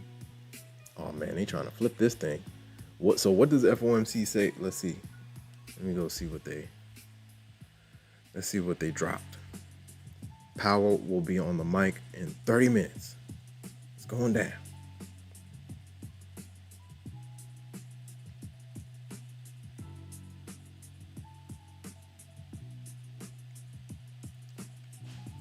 It's going down.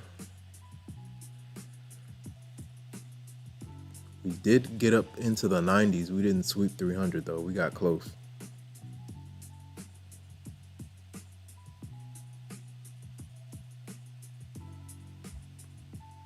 All right, let me go see what people are saying. FOMC.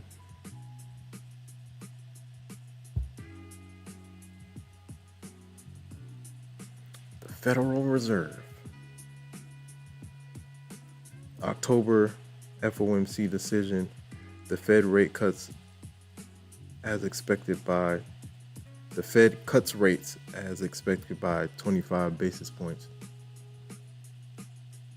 There were 2 dissents. No cut, 1 at 50 basis points. The Fed will and redemption will be invested into the T-bill after that. Statement changes mostly marked to market the outlook, notwithstanding available data instead of recent data. Interesting. So yeah, they're cutting. They're cutting by 25 basis points.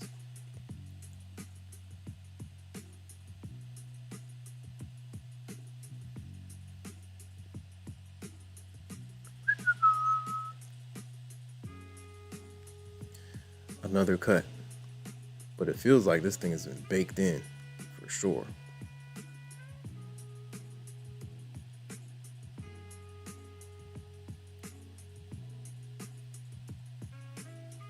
Back and forth action right now. 70-point range on this candle. We'll see where they want to take us. If you look at the daily chart, that thing has room to pull back. But we'll see. It feels like the cut has already been baked in though. The way we've been ripping, man, insane.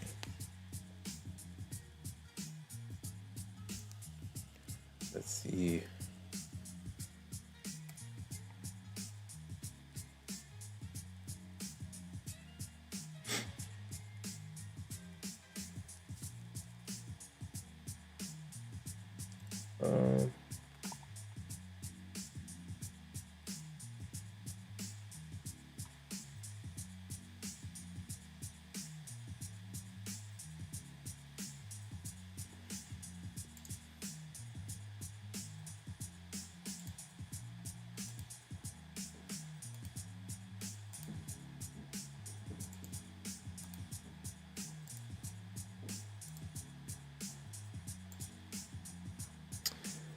Wild action, man. He'll be on the mic 25 minutes, man. Bears are pressing. We broke the trend line, but definitely didn't hold. They are working down. Yeah, they're tanking it. This trend line has been a headache since the London session. 29th, right? Bop, bop, bop. We just challenged it again. Whoever's up here is knocking us down. We'll see if 200 can hold. 200 key level.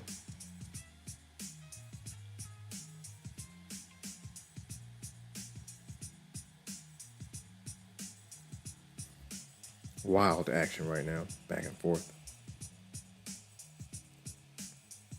It's going down.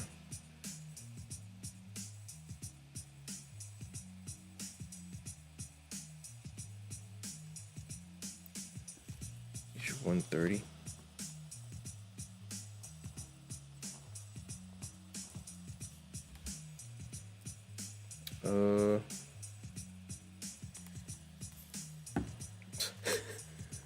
Plus 10. Dang, man. That's it until, wow.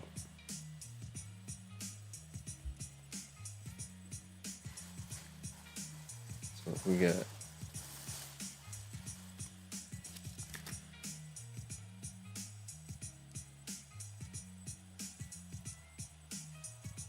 Powell's coming in hot. Let's see what happens, man.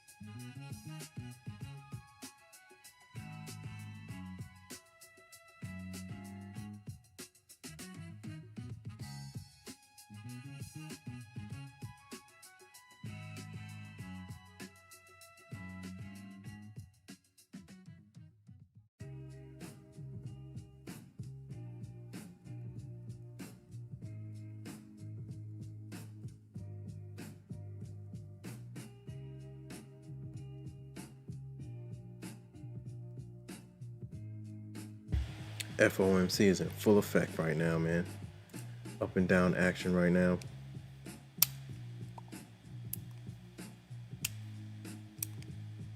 We'll see. When did I get on? Like 8?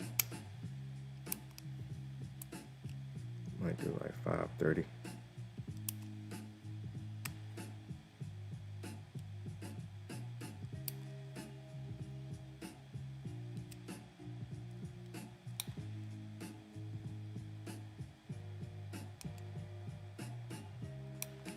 Big wicks in both directions. Boom, boom, boom. Let's see. So these are 40 plus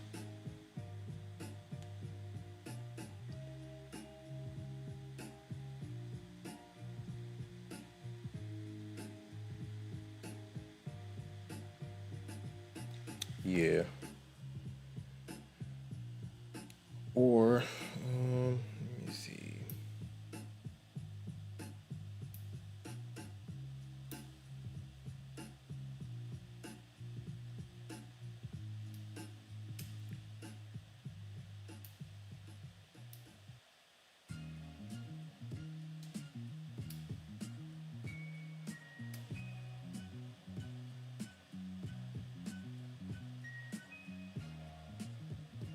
Back and forth action.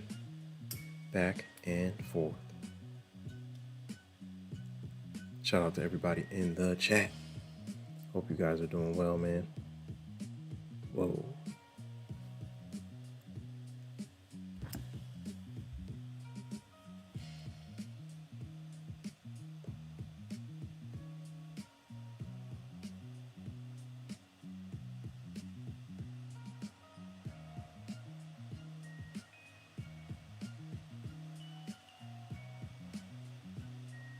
That trend line is going to be something to watch.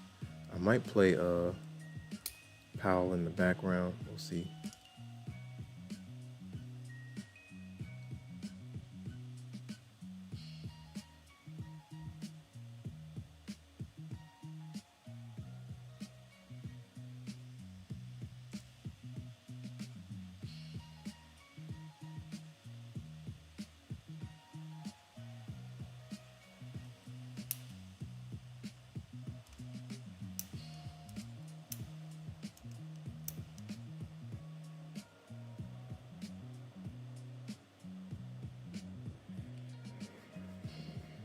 All right, we can do that. No problem.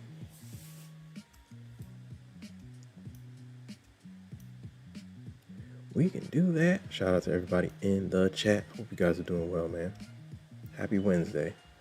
We are enjoying the FOMC action right now. Back and forth.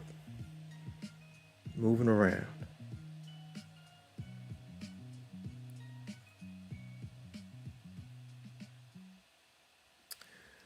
The Fed cut rates by a quarter point for the second consecutive meeting.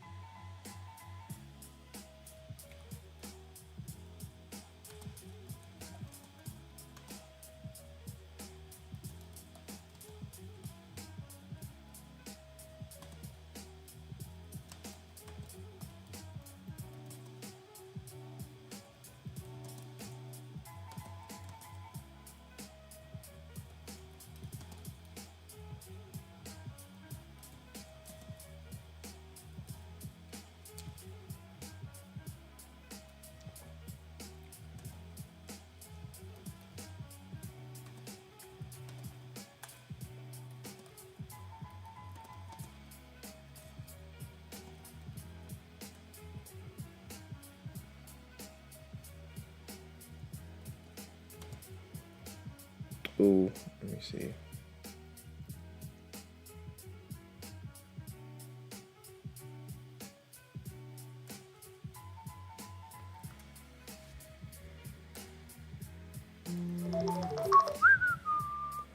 Let's see. Hold on 1 second, guys.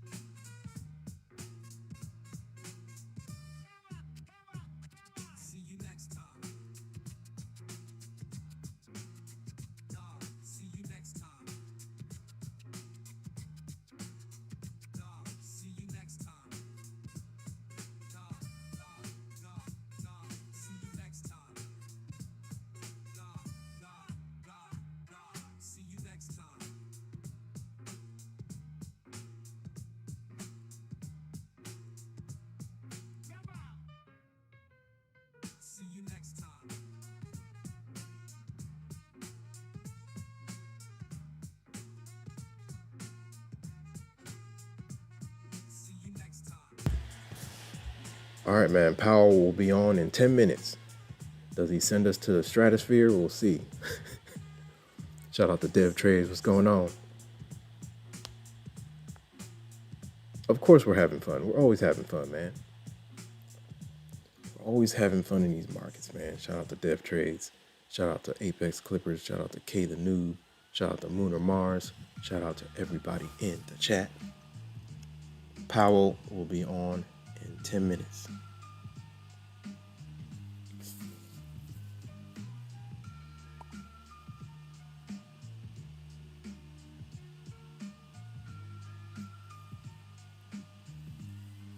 According to the poll, we got 53% that say we're going to pull back. 47% say continuation. That would be crazy, man. If we keep going, if we go for another leg up, that would be insane. Then after Powell speaks, we got Power Hour. Then you got Meta. Zuckerberg will be reporting. You got Microsoft. You got Alphabet all reporting after the close. Then you got Amazon and Apple tomorrow. And you got GDP tomorrow. And you got PCE on Friday. Insane. It's a lot going on.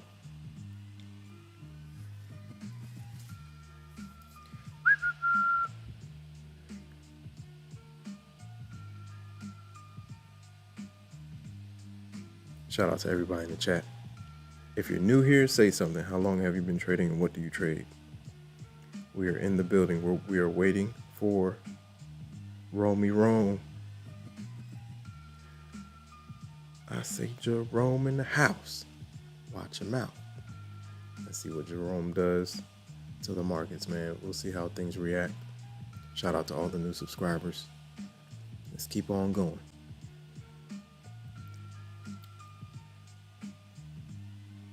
I think I'll pop on tonight as well. What time is it? 2? I'm trying to stay on through the earnings. We'll see what happens.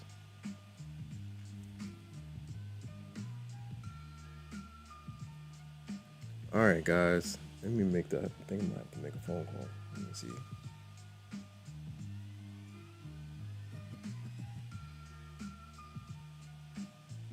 Whoa, I have not seen that. I have not seen that message in months. YouTube is not receiving enough. Don't play with me, YouTube. Don't play with me, YouTube. Let me see.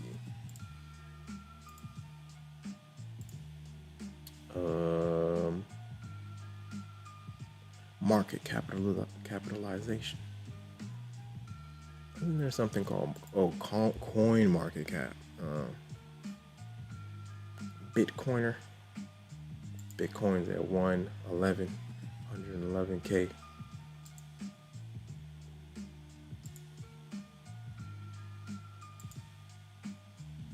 Yeah, Nvidia 5 trillion, Apple 4 trillion, Microsoft 4 trillion. Dang. I didn't know Apple and Microsoft were up there too, man. But Nvidia got them by a whole trillion. That's crazy. I'm about to post this in the Discord. Saudi Aramco. At least top 10.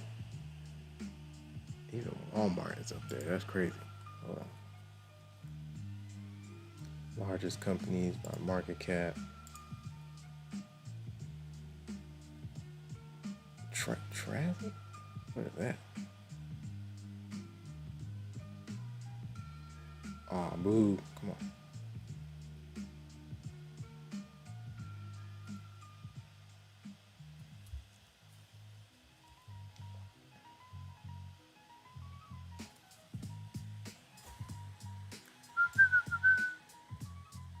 Top 15.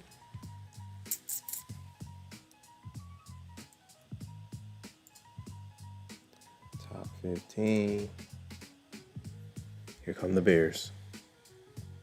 Yeah, Bears are working off of that trend line to the downside. They're not playing. Shout out to everybody in the chat.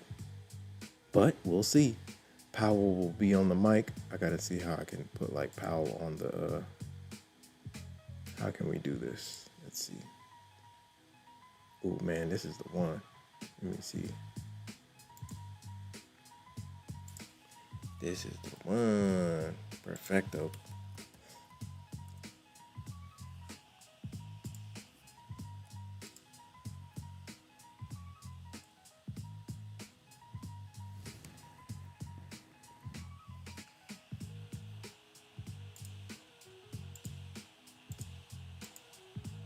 That's a beast. That's 169 though. 35. Sheesh.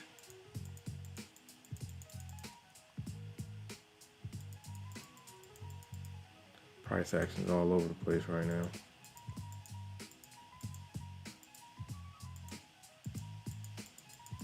I don't think it has a. This is 20, 23.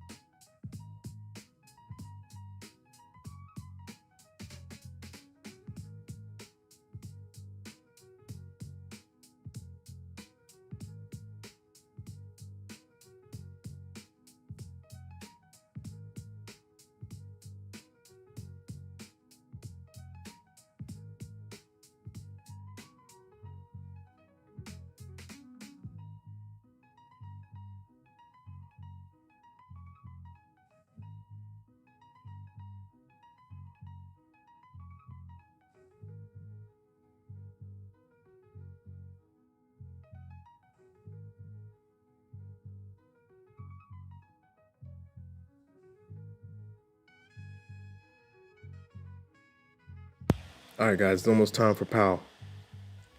All right, let me see how we're gonna do this. Maybe I can play it like in the background. Let's see.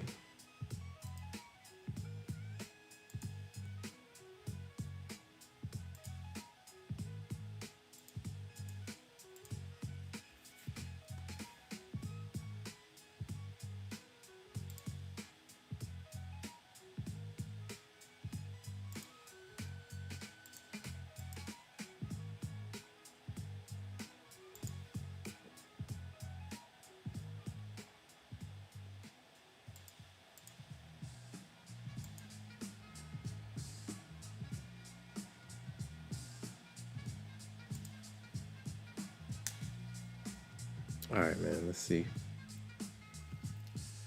Powell's coming in hot.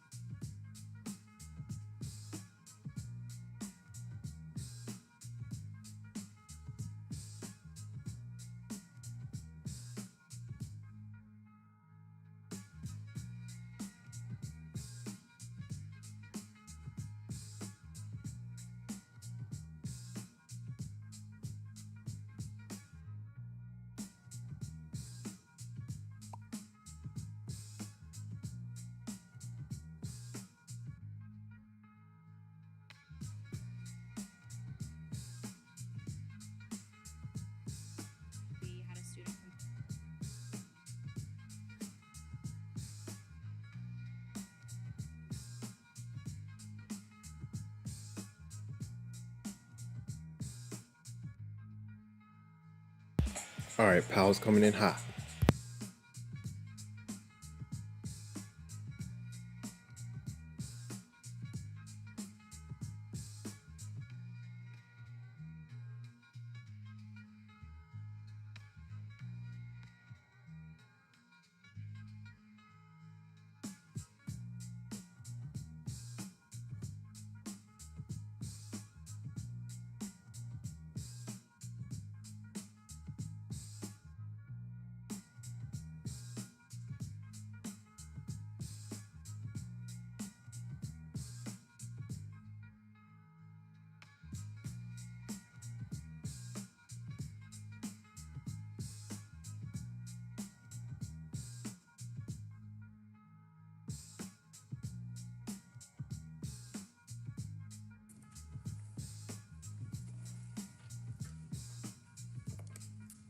Good afternoon. My colleagues and I remain squarely focused on achieving our dual mandate goals of maximum employment and stable prices for the benefit of the American people. Although some important federal government data have been delayed due to the shutdown, the public and private sector data that have remained available suggest that the outlook for employment and inflation has not changed much since our meeting in September. Conditions in the labor market appear to be gradually cooling, and inflation remains somewhat elevated. In support of our goals and in light of the balance of risks to employment and inflation, today the Federal Open Market Committee decided to lower our policy interest rate by a 1/4 percentage point. We also decided to conclude the reduction of our aggregate securities holdings as of December 1. I will have more to say about monetary policy after briefly reviewing economic developments. Available indicators suggest that economic activity has been expanding at a moderate pace. GDP rose at a 1.6% pace in the first half of the year, down from 2.4% last year. Data available prior to the shutdown show that growth in economic activity may be on a somewhat firmer trajectory than expected, primarily reflecting stronger consumer spending. Business investment in equipment and intangibles has continued to expand, while activity in the housing sector remains weak. The shutdown of the federal government will weigh on economic activity while it persists, but these effects should reverse after the shutdown ends. In the labor market, the unemployment rate remained relatively low through August. Job gains have slowed significantly since earlier in the year. A good part of the slowing likely reflects a decline in the growth of the labor force due to lower immigration and labor force participation, though labor demand has clearly softened as well. Although official employment data for September are delayed, available evidence suggests that both layoffs and hiring remain low. The bulls are moving. Households' perceptions of job availability and firms' perceptions of hiring difficulty continue to decline. In this less dynamic and somewhat softer labor market, the downside risks to employment appear to have risen in recent months. Inflation has eased significantly from its highs in mid-2022, but remains somewhat elevated relative to our 2% longer-run goal. Estimates based on the Consumer Price Index suggest that total PCE prices rose 2.8%. 200 held well, very well. Excluding the volatile food and energy categories, core PCE prices rose 2.8% as well. These readings are higher than earlier in the year as inflation for goods has picked up.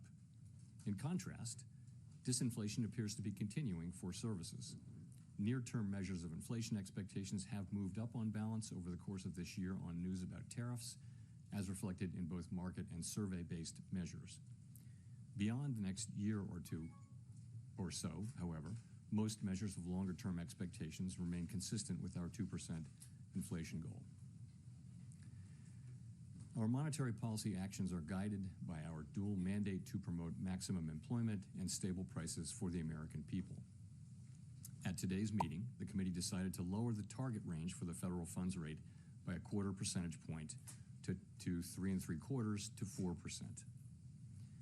Higher tariffs are pushing up prices in some categories of goods, resulting in higher overall inflation. A reasonable base case is that the effects on inflation will be relatively short-lived, a one-time shift in the price level. But it is also possible that the inflationary effects could could instead be more persistent, and that is a risk to be assessed and managed. Our obligation is to ensure that a one-time increase in the price level does not become an ongoing inflation problem. In the near term, risks to inflation are tilted to the upside and risks to employment to the downside. A challenging situation. There is no risk-free path for policy as we navigate this tension between our employment and inflation goals. Our framework calls for us to take a balanced approach in promoting both sides of our dual mandate. With downside risks to employment having increased in recent months, the balance of risks has shifted. Accordingly, we judged it appropriate at this meeting to take another step toward a more neutral policy stance. With today's decision, we remain well positioned to respond in a timely way to potential economic developments. We will continue to determine the appropriate stance of monetary policy based on the incoming data, the evolving outlook, and the balance of risks. We continue to face two-sided risks. In the committee's discussions at this meeting, there were strongly differing views about how to proceed in December. A further reduction in the policy rate at the December meeting is not a foregone conclusion. Far from it. Policy is not on a preset course. At today's meeting, the committee also decided to conclude the reduction of our aggregate securities holdings as of December. There goes the rug. Our long-stated plan has been to stop balance sheet runoff when reserves are somewhat above the level we judge consistent with ample reserve conditions. Signs have clearly emerged that we have reached that standard. In money markets, repo rates have moved up relative to our administered rates, and we have seen more notable pressures on selected dates, along with more use of our standing repo facility. In addition, the effective federal funds rate has begun to move up relative to the rate of interest on reserve balances. These developments are what we expected to see as the size of our balance sheet declined and warrant today's decision to cease runoff. Over the 3.5 years that we've been shrinking our balance sheet, our securities holdings have declined by $2.2 trillion. As a share of nominal GDP, Insane. Drop zone down from the trend line. in December, We are the tanking. next phase of our normalization. 26,000 coming in The hot. size of our balance sheet steady for a time, while reserve balances continue to move gradually lower as other non-reserve liabilities, such as currency, keep growing. We will continue to allow agency securities to run off our balance sheet and will reinvest the proceeds from those securities in Treasury bills, furthering progress toward a portfolio consisting primarily of Treasury securities. This reinvestment strategy will also help move the weighted average maturity of our portfolio closer to that of the outstanding stock of Treasury securities, thus furthering the normalization of the composition of our balance sheet. The Fed has been assigned two goals for monetary policy: maximum employment and stable prices. We remain committed to supporting our maximum employment, bringing our inflation sustainably to our 2% goal, and keeping longer-term inflation expectations well anchored.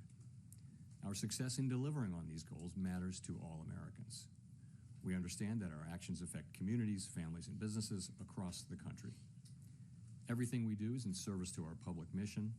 We at the Fed will do everything we can to achieve our maximum employment and price stability goals. Thank you. I look forward to your questions.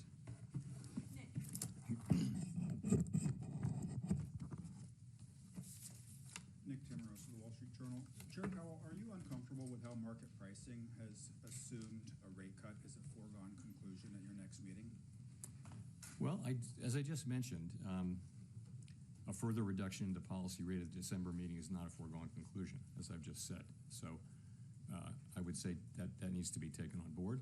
We had, I would just say this, 19 participants on the committee. Everyone works very hard at this and takes their obligations to serve the American people very seriously. And at a time when we have tension between our two goals, we have, strong views across the committee. And as I mentioned, there were strongly differing views today. And the takeaway from that is that we haven't made a decision about December. And, we're going to be looking at the data that we have, how that affects the outlook and the balance of risks. And I'll just say that. You and some of your colleagues have framed last month and maybe today, I won't put words in your mouth, there's a risk management exercise. At what point do you conclude that you've taken out enough insurance? Are you looking for some kind of improvement in the outlook? Or could this unfold along the lines of last year, where you made a sequence of adjustments and then waited to gather more information? So the way we have been thinking, way I've been thinking about it is the risks to the two goals. For a very long time, the risk was clearly of higher inflation. And then that has changed now. And as we saw particularly after the July meeting, we saw the downward revisions in job creation, we saw a very different picture of the labor market, and suggested that there were higher downside risks to the labor market than we had thought. And that suggested that policy, which we had been holding at a I would say modestly, other people would say moderately restrictive level, needed to move more in the direction over time of neutral. If the two goals are sort of equally at risk, then you ought to be at neutral, because one of them's calling for you to hike and one of them's calling for you to cut. So if that got back into balance, then you'd want to be roughly at neutral. So in that sense, it was a risk management. And I would say the same about today, sort of the same logic. But as I mentioned, going forward is a different thing.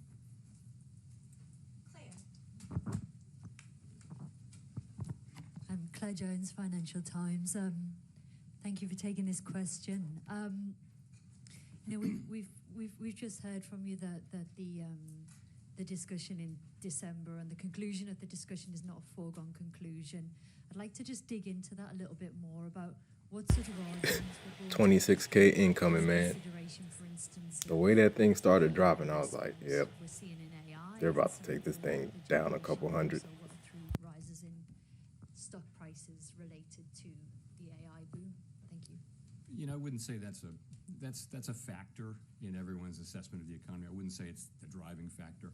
I don't think for anybody.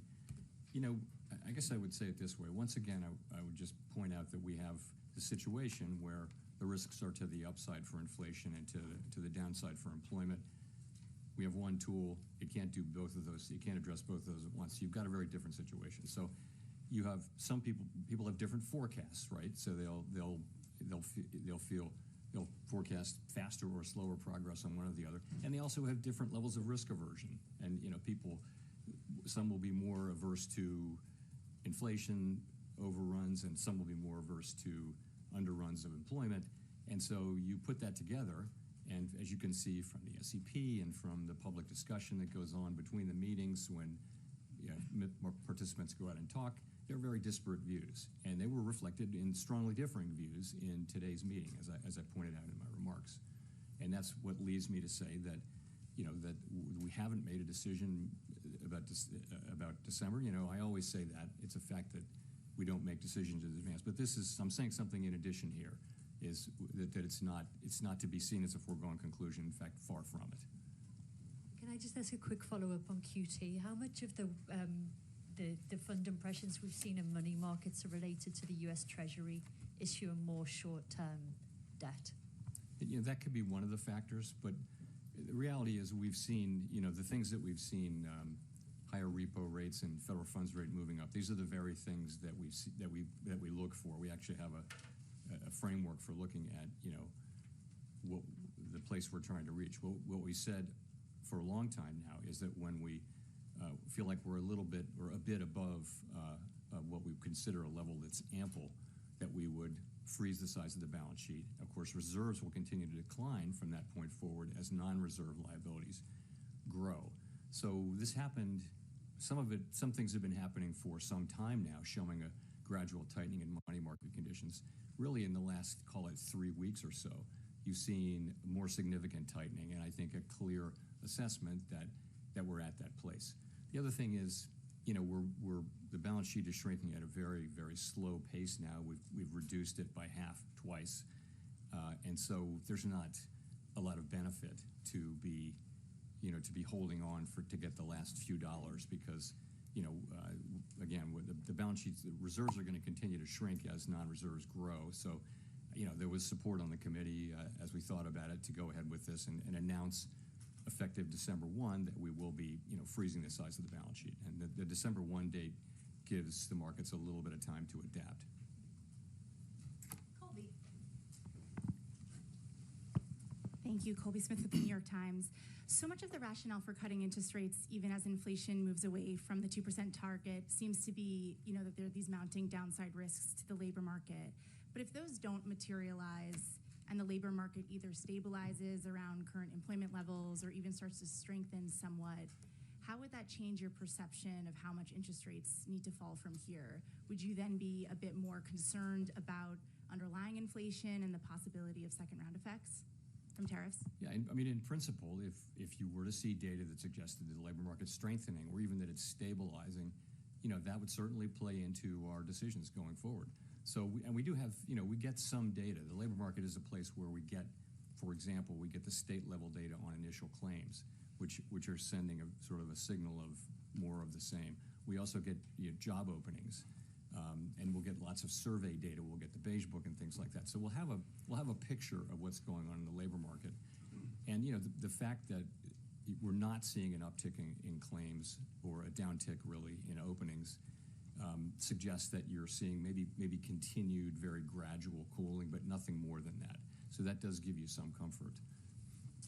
But if this shutdown lasts a while longer and you don't have that data in hand, I'm just wondering how that hinders the committee's ability to assess the state of the labor market and make the right policy decisions, and also how much is that factoring into the debate about December? Yeah. So we get like I mentioned what we get in the labor area. We get some data in inflation, some data in economic activity. And we'll have a picture of what's going on. We also will have the Beige Book again. I would say I'll be right back, guys. I'm gonna let them talk. Give me 1 second. I'll be back. Gotta grab some water. Of things, but I think if there were a significant or material change in the economy one way or another, I think we'd pick that up through this. So in terms of how it might affect December, it's really hard to say. December's the meeting's like 6 weeks away. We just don't know what we're going to get. If there is a very high level of uncertainty, then that could be an argument in favor of caution about moving, but we'll have to see how it unfolds. Steve Leisman, CNBC. Mr. Chairman, can you characterize the meeting in terms of, you said strongly differing views. Was this a close call, this cut, or was it a close call maybe the other way because you had dissents on both sides? Thanks. So I was referring to the discussion about, to the extent it related to December. You saw we had two dissents, one for 50 and one for no cut. So, that was a strong, solid vote in favor of this cut. The strongly differing views were really about the future. What does that look like?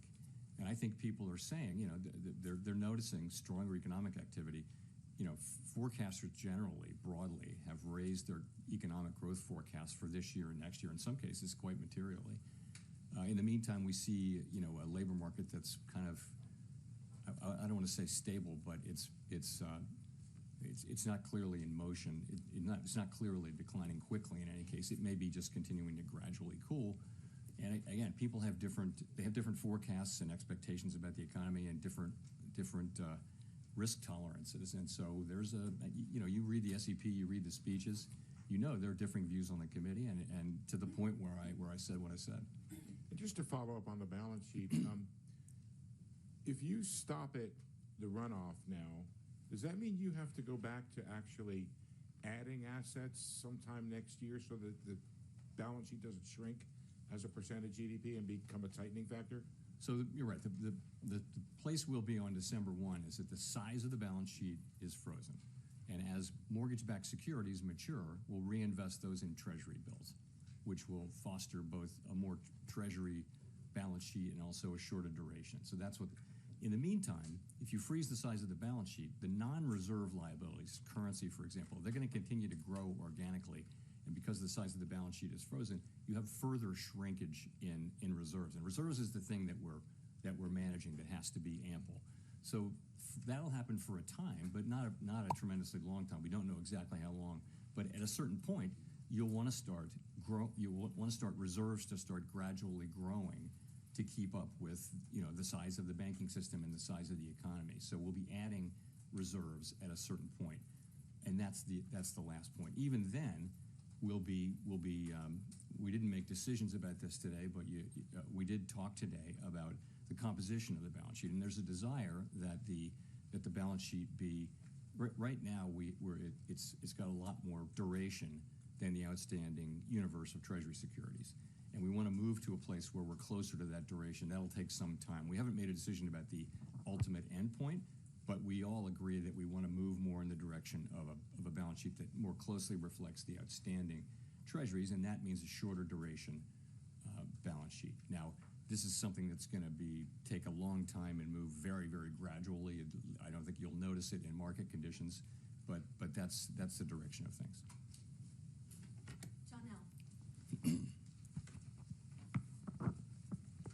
Janelle Marte with Bloomberg. How are officials interpreting the latest CPI report? So some components came in lower than expected, but core inflation was still at 3%.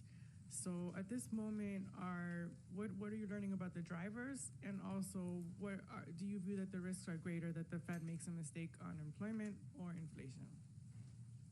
So the September CPI report, we didn't get PPI after that, which is important for translation into what we look at, which is PCE inflation. But we can still make a pretty good assessment of what that will be. When we get PPI, there might be some adjustments. But so directionally, it was a little softer than expected, and we always break it down into the three components. So basically, you've seen goods prices increasing, and that's really due to tariffs. And that's compared to a longer run trend of very, very mild deflation in goods. So that's moving inflation up. On the other side of that, good news that housing services inflation has been coming down and is expected to continue to come down. So if you remember a couple of years ago, that's the one that we kept expecting it to do that. Now it's been doing that for some time, and we expect to continue that. That leaves the biggest category is services other than housing services. And that's kind of been moving sideways over the last few months, but a significant part of that is non-market services, and we don't take a lot of signal about the tightness of the economy from that. So if you add all that up, a couple things to say. One is that inflation away from tariffs is actually not so far from our 2% goal.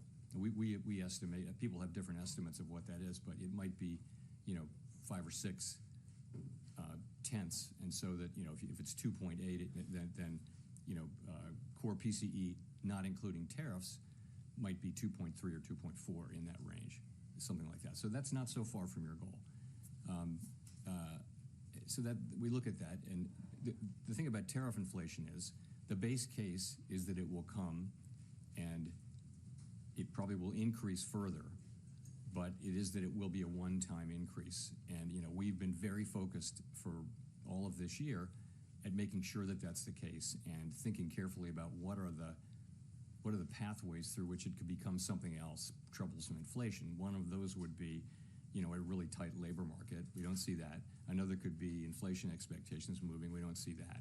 So I think, we're watching this very carefully. I think it's not the case that we're just assuming that it's going to be a one-time inflation. We understand fully that this is a risk we have to monitor and ultimately manage. With the stubborn in services inflation, what are some of the things that the Fed could do to address that, and especially when we're seeing potentially labor supply challenges? Sorry, say the first. The stubborn services inflation that you mentioned. Services inflation, yeah. Well, again, the part of services inflation that isn't coming down as we would like it to is the non-market part of non-housing services. And overall, that's just something that we expect will come down. The non-market part of it should come down. It largely reflects higher stock prices and financial services that are imputed rather than actually paid is a big part of that. But also just, we think policy is still modestly restrictive in my telling. So that's the kind of thing that should lead to a gradually cooling economy. That's one of the reasons you see a gradually cooling labor market is because, the Fed policy is modestly restrictive. So that should also help get that. I want to say, though, we're absolutely committed to returning inflation to 2%. If you look at longer-term surveys or market pricing, you will see that that that's a credible commitment, and there should be no question that that's where we're going. Chris. Great, thank you. Chris Rugaber at Associated Press. So there's a big investment boom in AI infrastructure right now, as you know, and wondering if the existence of such a boom would indicate that rates are not that restrictive after all, and could further rate cuts at this point perhaps fuel an excess level of investment there or market bubbles? How is the Fed thinking about that?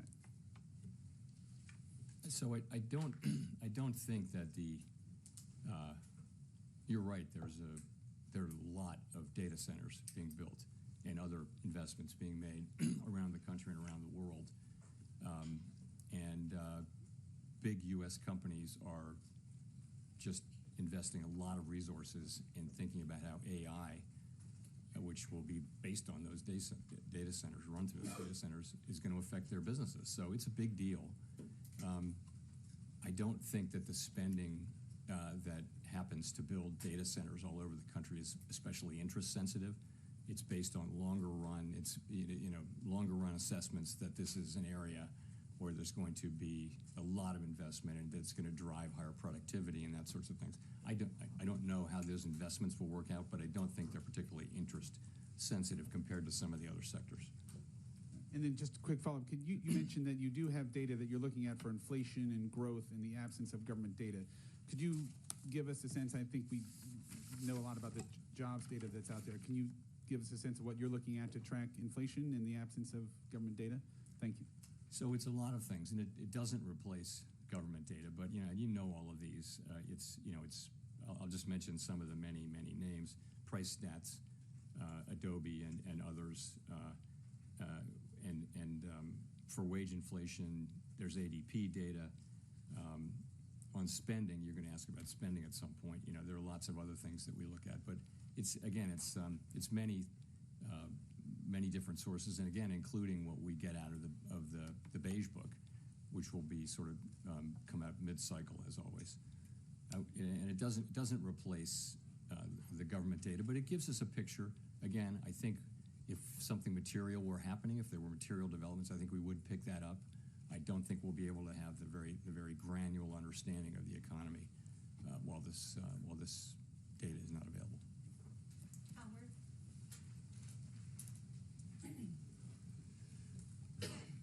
Howard Schneider with Reuters. Thank you. I just wanted you to elaborate a little bit on what you said a moment ago about the continued shutdown, making it more difficult to make a move in December, and that may make you more cautious. To the degree you are relying on private data that isn't the gold standard, or that you're relying on your own surveys of the Beige Book, do you worry at some point you're going to have to start making policy by anecdote? This is a temporary state of affairs, and we're going to do our jobs. We're going to collect every scrap of data we can find, evaluate it, and think carefully about it. And that's our jobs. That's what we're going to do. If you ask me, could it affect the December meeting? I'm not saying it's going to, but yeah, you could imagine that what do you do if you're driving in the fog? You slow down. So that could or could not. I don't know how that's going to play into things. We may get the data may come back, but there's a possibility that it would make sense to be more cautious about moving. I'm not committing to that. I'm just saying it's certainly a possibility that you would say we really can't see, so let's slow down. As a follow-up in the debate in this meeting, we saw recently some pretty big layoff announcements coming from Amazon and others. Wondering if that figured into the discussion at all, that you're starting to see this tension between growth and employment starting to be resolved, to the detriment of employment. And secondly, some of the stress is starting to appear in the bottom spur of the K, as they call it, household health premiums that are going to possibly be going up quite substantially, things like that. Has that started to become a factor in your policy discussion? So those are both things that we're watching very, very, very carefully. To start with the layoffs, you're right. You see a significant number of companies either announcing that they are not going to be doing much hiring or actually doing layoffs, and much of the time they're talking about AI and what it can do. So we're watching that very carefully. and yes, it could absolutely have implications for job creation. We don't really see it in the initial claims data yet. Now, it's not a surprise that we don't. It takes some time for it to get in there, but we're watching that really carefully. But again, don't see it yet in the initial claims data. On the K-shaped economy thing, I would say the same thing or similar thing. We are, if you listen to the earnings calls or the reports of big public consumer-facing companies, many of them are saying that there's a bifurcated economy there, and that consumers at the lower end are struggling and buying less and shifting to lower cost products, but that at the top people are spending at the higher income and wealth, and so much anecdotal data on that, and so we think there's something there. Edward. Thank you, Edward Lawrence with Fox Business. So, Mr. Chairman, I want to take another crack at the further reduction of rates is not a foregone conclusion. So in December, you said far from it. So if a cut might not be on the table for December because of lack of data, what does the other concerns then stem from? So if it's not lack of data as the reason December is not a foregone conclusion, what other things could be the concern then? Well, the perspectives of people on the committee that, we've now moved 150 basis points, and that we're down into, you're into that range between 3 and 4, where many estimates of the neutral rate live in that 3 to 4% area. You're there now. You're above the median number for the committee, but I think there are people on the committee who have higher estimates of the neutral rate, and that's you can argue these positions since it can't be directly observed, the neutral rate. So, I think for some part of the committee, it's time to maybe take a step back and see whether there really are downside risks to the labor market, or see whether in fact the growth that the stronger growth that we're seeing is real. Ordinarily, the labor market is a better indicator of the momentum of the economy than the spending data. That's the lore. In this case, that gives a more downbeat read. So people just have, again, we've cut 50 more basis points in the last 2 meetings, and there was a sense like, let's pause here, kind of thing, and a sense from others wanting to go ahead. But that's why I say differing views, strongly differing views. So on that division, then you're talking about going forward. So what's more important in this division? Is it inflation risks? Is it employment risk? Or is there a deeper philosophy division among the board? Look, everybody on the committee is deeply committed to doing the right thing to achieve our goals, maximum employment and stable prices. You have differences on how to do that. And as I mentioned, some of that is different forecasts, but a lot of it is also different risk aversions to the different variables, which is common through all Federal Reserves. People just have different risk tolerances, let's say. So that leads you to people with disparate views. You will know that from the speeches you've been listening to from my colleagues. And so we're at a place now where we have in fact cut 2 more times. And we're 150 basis points closer to neutral, wherever that may be, than we were a year ago. And so there's a growing chorus now of feeling like maybe this is where we should at least wait a cycle, something like that. That's what it is. It's just what you think it would be. It's and again, you've seen it in the September Summer of Economic Projections. You've seen this in the public remarks of FOMC participants, and now I'm telling you that's what you can expect that in the minutes. And I'm just telling you that's what happened in the meeting. Elizabeth. Thank you so much. Elizabeth Scholzley with ABC News. What is your explanation for why the job market is weakening right now, and what will this rate cut do to improve the job market? So I think there are 2 things affecting the job market, and one of them is just a dramatic reduction in the supply of new workers. And that's 2 things. That's declining labor force participation, which is a cyclical thing, and then there's declining immigration, which is just a big policy change that actually began in the last administration and has been accelerated now. So a big part of the whole story is that supply side story. Okay. In addition, labor demand has declined, and so the unemployment rate has gone down, meaning that demand for workers has gone down a little more than supply.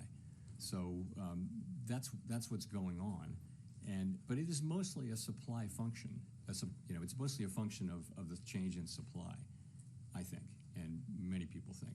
So the question then is, what does the our tool do, which supports demand? And and I would just say, when you're in a situation where job creation, if you adjust for likely overcounting in the way that BLS does its work, is pretty close to zero. So maximum employment doesn't, on a sustainable basis, if you're creating zero jobs, if it's in equilibrium, if it's in balance, it's a pretty, as I said before, a pretty curious balance. So, I thought, and many of my colleagues thought, in fact, you've seen the last two meetings, that it was appropriate for us to react by supporting demand with our rates, and we've done that. We've reduced so that rates are looser. I wouldn't say that they're accommodative right now, but they're meaningfully less tight than they were, and that should help, so that at least the labor market doesn't get worse. So it's a complicated situation, and some people argue that this is supply and we really can't affect it much with our tools, but others argue, as I do, that there is an effect from demand, and that we should use our tools to support the labor market when we see this happening. You also talked about tariffs causing a one-time price increase. Should American household consumers expect that inflation will continue to go up this year because of those tariffs? So the basic expectation is that there will be some additional increase in inflation, because it takes a while for tariffs to work their way through the production chain and finally get to consumers. And we see this now from the tariffs that were put in place now many months ago.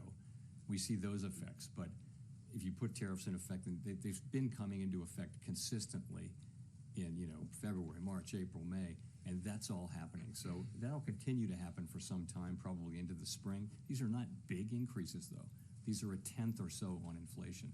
They may be big increases on a particular product that's been tariffed, but overall, these are fairly modest. I think some projections go, we're at 2.8% inflation. You might get 2 or 3 more tenths or 4 more tenths maybe. But then, as all of the tariffs are in, they stop generating inflation. You've had a one-time price increase. As long as you're not, at least this is the theory, this is how we believe and hope that it will work out. Once the last tariff is put on something, at that point, it becomes a higher price level, but it stops going up, if you will. Prices stop going up. They'll just be at that level. And then measured inflation will come back down to non-tariff inflation. As I mentioned, non-tariff inflation is not so far from 2% now. Now, consumers are not interested in that story. Their prices are higher. More than that, the reason they're so unhappy about inflation is the inflation that we had in 2021, 2, and 3. Because you can say that prices aren't going up as much, but that doesn't mean people aren't feeling those higher prices from the inflation we had 2 or 3 years ago. They are, and that's, I think, a large part of why the public, if you sample people, inflation is still very much making people quite unhappy. Even and it's nice that that prices are not going up as fast as they were, but they're still much higher than they were, and it'll take some time for that effect to wear off. As real incomes rise, it will feel better over time, but that's going to take time. Michael McKee from Bloomberg Television and Radio. Do you have any concerns that equity markets are or are close to being overvalued at this point? We don't look at any one asset price and say, hey, that's wrong. It's not our job to do that. We look at the overall financial system, and we ask whether it's stable, whether it could withstand shocks, right? So, banks are well capitalized, while some households are clearly under stress. In the aggregate, households are in good shape financially, relatively manageable levels of debt. At the lower income spectrum, you are seeing rising defaults, particularly around subprime auto, but nonetheless, in the aggregate, pretty good. You don't see too much leverage in the banking system or the financial system. It's a mixed picture, but it's not an overly troubling picture. And again, I'm not, it's not appropriate. We don't set asset prices. Markets do that. Well, you must be well aware that by lowering interest rates, you're contributing to additional asset price increases. And I wonder how you balance the idea that lowering rates would help the labor market with the reality that it seems more likely to be stimulating increased investment in AI, which is the rationale for thousands of job cuts that have been announced in the last few weeks. Yeah, I don't think interest rates are an important part of the AI of the data center story. I think people think they're great economics in building these data centers, and they're making a lot of money building them, and they think they have very high present value and all that sort of thing. It's not really about about 25 basis points here or there. We use our tools to support the labor market and to create price stability. That's what we do. That's our two jobs, right? So we're here by lowering rates at the margin, that will support demand, and that will support more hiring, and that's why we do it.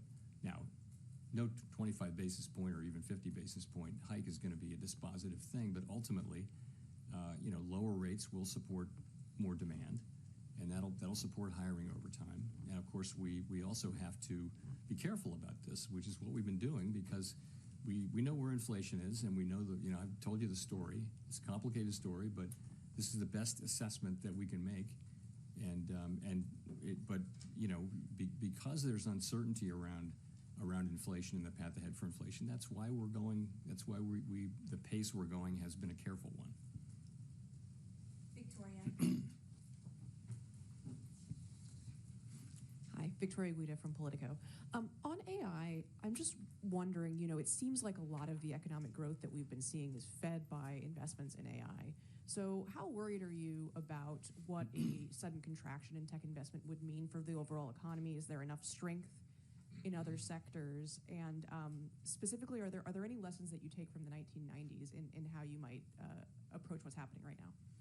Yeah, this is different in the sense that the companies that are so highly valued actually have earnings and stuff like that. So if you go back to the 90s and the dot-com, these were ideas rather than companies, and so there's a clear bubble there. Whereas I won't go into particular names, but they actually have earnings, and it looks like they have business models and profits and that kind of thing. So it's really a different thing. It's time to ask more of our browser. Hey Copilot, adjust all these recipes for 7 guests and combine them into one cooking schedule. Also, I'm out of milk. Here's a cooking schedule scaled for 7 guests and also milk-free. Sources of growth in the economy. Consumer spending also, though, has been, is much bigger than that, and has been growing, and has defied a lot of, negative forecasts, continuing to do so this year. Consumers are still spending. Now, it may be mostly higher-end consumers, or maybe skewed that way. But the consumer is spending, and that's a big, big chunk of what's going on in the economy, substantially bigger than AI. You could point to growth. I mean, actually, maybe growth as opposed to level, but consumer spending is a much bigger part of the economy. And why do you think that the labor market is slowing so much, even though consumer spending is strong? Why has it slowed so much? Well, what's happened is that the supply of workers has dropped very, very sharply due to mainly immigration, but also lower labor force participation. So, and that means there's less need for new jobs, because there isn't this flow into the pool of labor that, where people need jobs, because there aren't those people now. So there's not a supply of workers showing up for jobs. In addition, demand has also gone down, and so has labor force participation has declined, which is more of a sign, in this case, of demand as well as trend. So I think you're seeing some softening. The economy's growing at a slower rate than it was, 2.4% last year. We think around 1.6% this year. It could have been a couple of tenths higher if not for the shutdown. and of course that will reverse. But you know, you still got the economy growing at a moderate pace. Andrew. Hey there, Andrew Ackerman with the with the Washington Post. I wanted to ask if you could elaborate on how you think about policy in the context of the data drought. Does it make you inclined to stick with your plans as set out in September in the absence of the data that might change your mind, or does it make you inclined to proceed with added caution because of uncertainty? Yeah, well, we'll know when we face that question, if we face that question.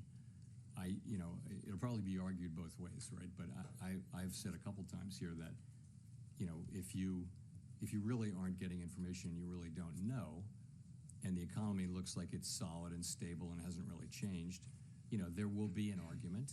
I don't know how persuasive it will be, but there will be an argument that, you know, you slow down when you can't see as far ahead. Others may argue, I mean, I'm not sure where this argument will come, but you're perfectly right that you could also argue, well, things haven't really changed, but you might not know that, you know. So I don't know whether we'll face this or not. I hope we don't. I hope by the time of the December meeting we're getting, you know, a better flow of data. But if we're going to have to do our jobs one way or the other. Okay. I also just wanted to ask a FinReg question.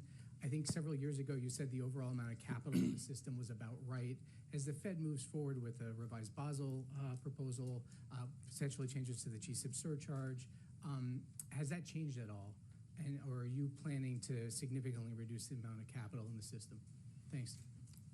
So there are discussions going on, I think, among the agencies, and I don't want to get ahead of those discussions. I continue to think that the level of capital when I said that in 2020 was about right. And of course, there's been much capital added since then through various mechanisms. But you know, I look forward to I know those discussions are really just getting going. They haven't come to the point where they're, you know, where they're got a whole plan and that kind of thing. So I really don't have much to say on that. Hi, Chairman Powell. Brian Chung with NBC News. Is the weakness in the jobs market accelerating, and who's at risk if the interest rate cuts are not the effective medicine for a further slowdown in the labor market? So we do not see the weakness, as you put it, the weakness in the job market accelerating. I would say, then again, we didn't get the September employment report, payroll report, but we look at, you know, the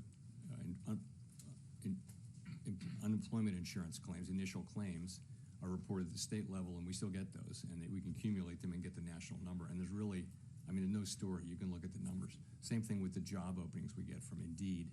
There's just no story over the last 4 weeks. It's kind of stable. So you don't see anything that says that the job market is, or really any part of the economy is making a significant deterioration. Don't see that. You see more things like I mentioned, though, which is you know, you see big companies making announcements of either of layoffs or of the idea that they won't need to hire. Their number of employees is not expected to go up over a number of years. There may be different people working there. They say that too, but they don't need a bigger head count. So you see those kinds of things. You don't see it in the aggregate numbers. The layoff numbers have not gone up, but job creation is very low. And the job finding rate for people who are unemployed is very low. But the unemployment rate is very low as well. 4.3% is a low unemployment rate. So as you make these cuts, is it the lower income workers that you're thinking about, or those who might have their jobs automated? Is there a particular section of the labor market that you're particularly? So we can't, our tools don't allow us to target any demographic or any income level, that kind of thing. I do think that people, you know, we saw this during the global financial crisis and the long recovery. If you have a long period of very strong labor market conditions, it benefits people at the lower end the most. The last 2 or 3 years of that long expansion, people at the lower part of the income spectrum were getting the biggest benefits, and you know, lots of things were happening in that space demographically, which were very constructive. And you know, we're not at that place right now. But so, yeah, you know, I mean, a stronger labor market is the best thing we can do for the public. It's also part of our job. It is half of our job. but it is absolutely the best thing we can do for people. Along with keeping prices stable, those two things. I mean, inflation also hurts people on fixed incomes more than other people. Courtney. Hi, Chair Powell. Courtney Brown from Axios. As you know, the 12 Reserve Bank presidents' terms are up for renewal at the end of February. I'm wondering if you can give us a timeline for when the board will consider those reappointments and whether we can expect everyone to be re-upped or if we can expect some changes. So it's a process that we go through under the law. The way the law works is we have a reappointment process every 5 years for all of the reserve, each of them and all of them. We're in the middle of that process, and we're going to complete it in a timely way. And that's really all I can say. Okay, thank you. Daniel. Daniel Davis, Agence France Presse. You've now had dissents in 3 consecutive FOMC meetings, but in this meeting you had dissents going in both directions, and you've just mentioned there's strong disagreement over the future path of rate cuts. Have these disagreements complicated your role presiding over the FOMC meetings, and if so, how? I wouldn't say that, no. I think you have to take what comes, and what comes right now is a pretty challenging situation where we have, first of all, we have 4.3% unemployment. We have an economy that's growing close to 2%. So, overall, it's a good picture. It's a good picture. But in terms of our policy, we have upside risks to inflation, downside risks to employment, and this is a very difficult thing for a central bank because, one of those calls for rates to be lower, one calls for rates to be higher. We can't do both, so we have to balance the two. And so it's a challenging thing, and as we have worked our way through this process, you would expect that there would be a range of views across the committee on what to do and the speed with which we should do it. And that's what we have. That makes a lot of sense to me. All of these people are, people who take their jobs very seriously, work very hard at this, and just want to do what's right for the American people, but they have different views on what that is. And, it's an honor to work among people who care that much. It is, but I don't feel that it's unfair or anything like that. It's a time when we're making quite difficult judgments in real time, and I believe we'll get through this, and I think we've done sort of the right thing so far this year. I think it was appropriate for us to be careful about this. I think it would not be appropriate to just ignore or assume away the inflation issue. At the same time, I think the risk of higher, more persistent inflation has declined significantly since April. And if we do wind up resuming rate cuts at some point, we will at some point. I think we're trying to get to the end of this cycle with the labor market in a good place and with inflation, on its way to 2% or at 2%. So that's all we're trying to do, and we're doing it under, quite challenging circumstances and doing the best we can. We'll go to Jennifer for the last question. Thank you so much, Chair Powell. Jennifer Schonberger with Yahoo Finance. Both regional and large banks have taken losses on loans given delinquencies on subprime auto loans. JP Morgan CEO Jamie Dimon warned, when you see one cockroach, there may be more likely. I'm curious how the Fed is looking at these loan losses and if it poses risks to the financial system or the outlook for the economy. Is it a warning sign? So, we're obviously we watch these things very carefully, credit conditions very carefully. You're right. You've seen rising defaults in subprime credit for some time now, and now you've seen a number of subprime credit, automobile credit institutions having significant losses, and some of those losses are now showing up on the books of banks. We're looking at it carefully. We're paying close attention. I don't see at this point a broader credit issue. It doesn't seem to be something that has very broad application across financial institutions.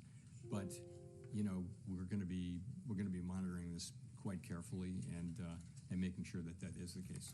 And then separately, many, you yourself have said that we're in a bifurcated economy right now with high net worth individuals continuing to spend with the lower income pulling back. How much of consumer spending continuing hinges on the stock market remaining strong? In some odd way, does the market help keep the economy buoyant? So there is some there's some relationship there, but remember, the more wealth someone has, the lower an additional dollar of wealth matters. So your marginal propensity to consume declines quite dramatically as you reach levels of stock market wealth. So, the stock market it would affect spending if the stock market went down, but it wouldn't drop. It wouldn't drop sharply unless there were quite a sharp drop in the in the stock market. People at the lower end of income and wealth have a much higher marginal propensity to consume of an incremental dollar of income or wealth, but they don't have the stock market wealth. So I think it's certainly a factor supporting consumption right now. But you would see it if you saw a material correction in spending, but it wouldn't be. You shouldn't think that it'll dollar for dollar stop consumption, because that wouldn't be the case. Thanks very much.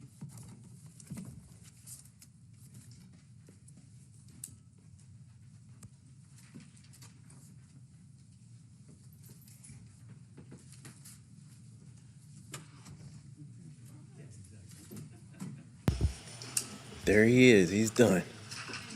What a bounce. We dropped and we popped, guys.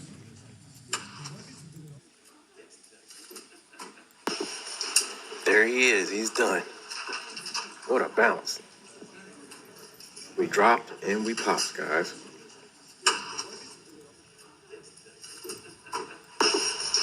There he is. He's done. Whoa.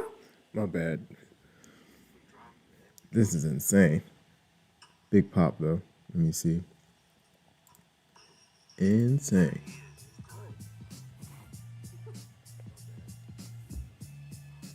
This is insane. Big pop, though. Yeah, they're rising back up, man. They're back to the trend line.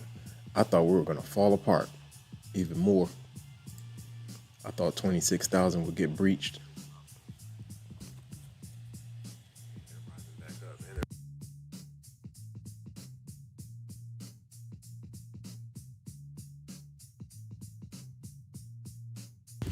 It can still happen, though. We got 30 long minutes. We got 30 long minutes. We'll see.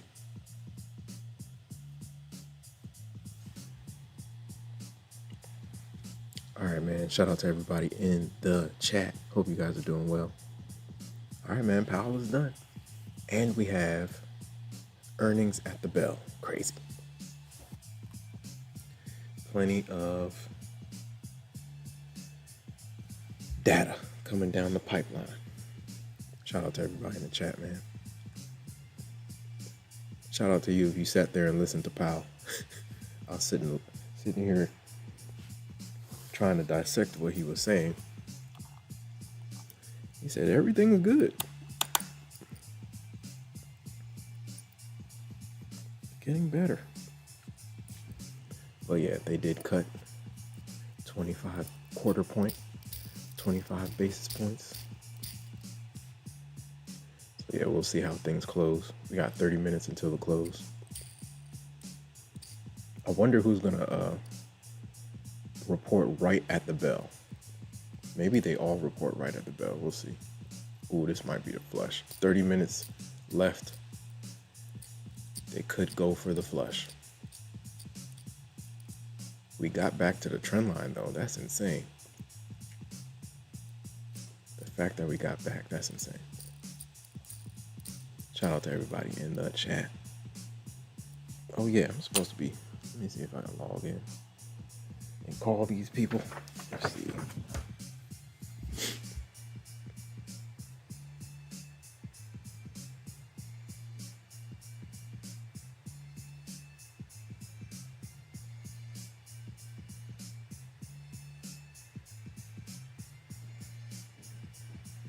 All right, let's see what happens. We'll see if they spin it around.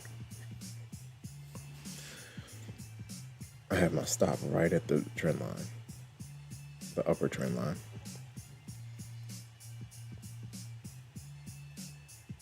I'm watching to see if the bulls go for the finale.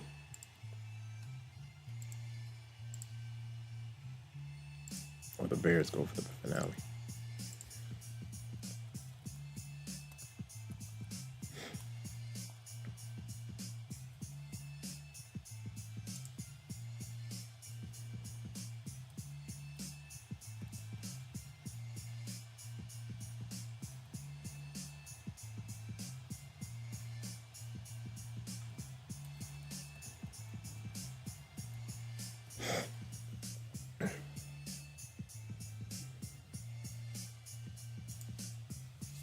Powell came in hot, man.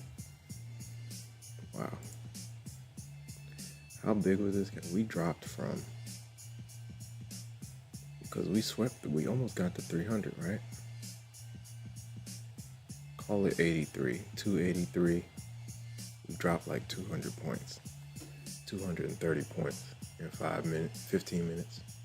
Or not, that was the high of this, 72 to 70, yeah, 200 points in 5 minutes. That was crazy.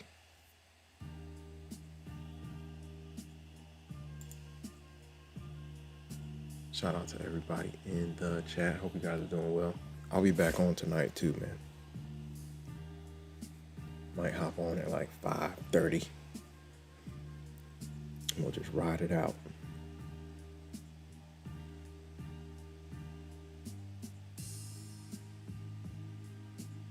Probably 5:30. We'll see.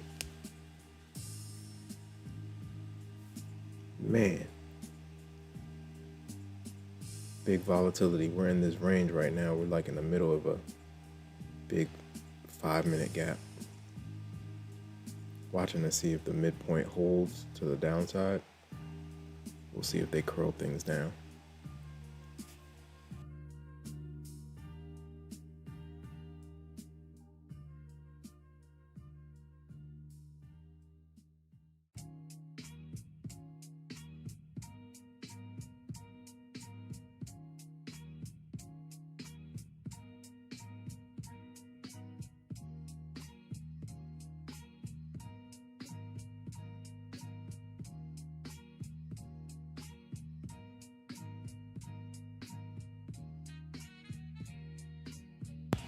They might go for the finale. We got MOC at 3:50 Eastern time.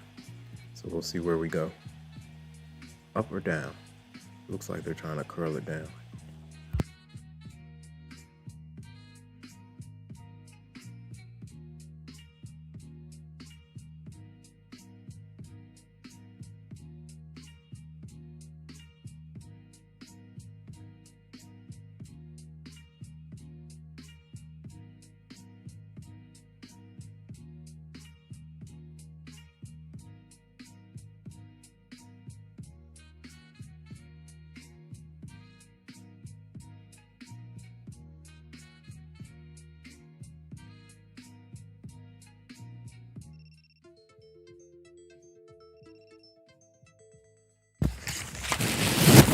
What's up?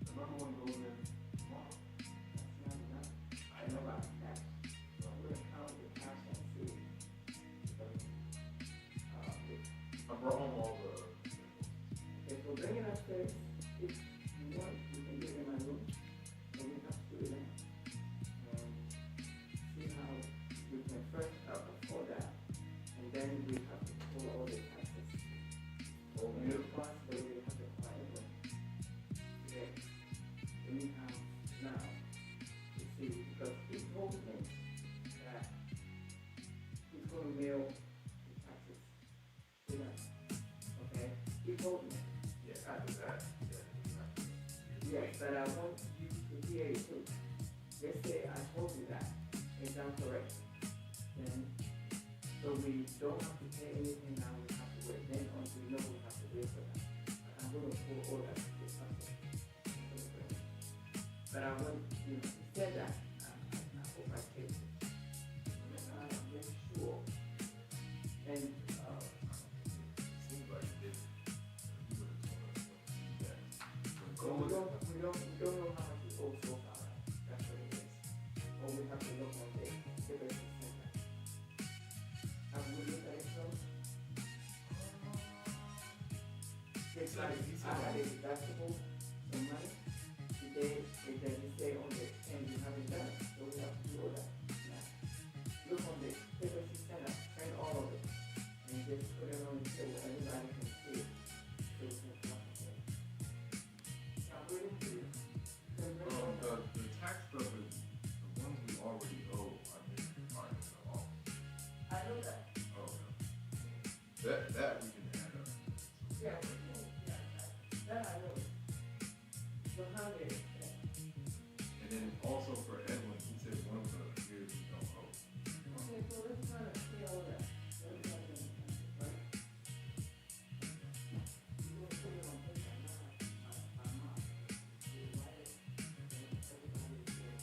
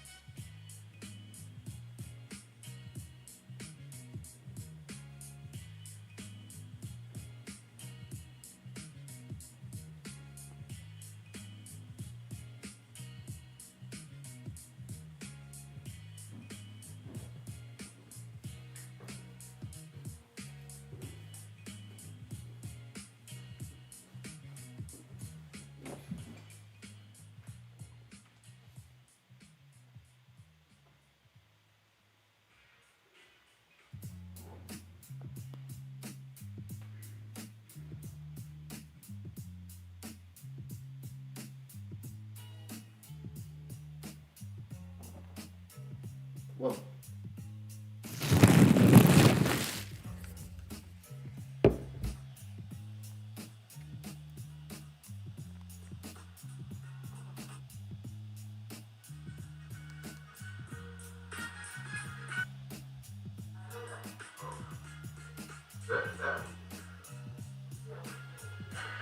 That I know.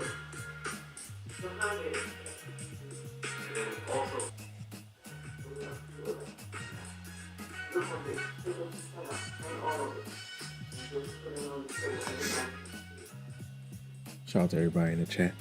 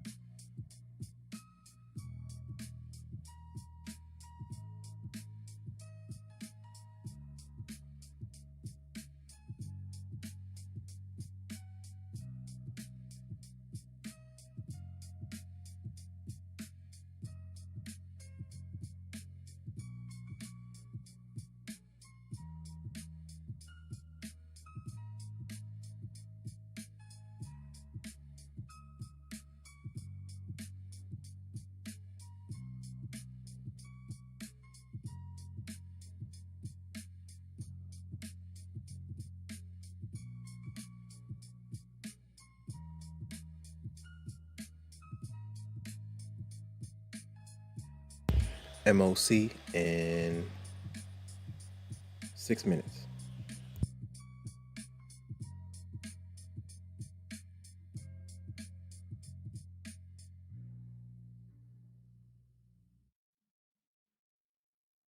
Shout out to K the Noob. I think so, man. In my opinion. I think overall, they want to pull this thing back. I think the basis cut was already baked in. That's my opinion. I don't know. But right now, bulls are trying to push back up. We'll see how the day closes, though. MOC is going to tell us a lot. That's in 5 minutes. The last 10 minutes of the hour, it's going to tell us a lot. But then you can't really gauge it because we got Microsoft, we got Google, and we got Meta. So that could take us up. That could also take us down. So it's just a lot of data. You just got to wait it out, see where you go. Take advantage of a couple of the pivots. Take advantage of the pivots you see. And then other than that, we just gotta wait to see what happens. I think they pull things back, but when that will happen, we don't know. We keep trying to test this upper trend line, but we'll see. Right now we have a trend line to the upside as well, going up from the lows, day lows. So we'll see what happens. Nice pop though, overall. Definitely a nice pop for the bulls overall, for sure.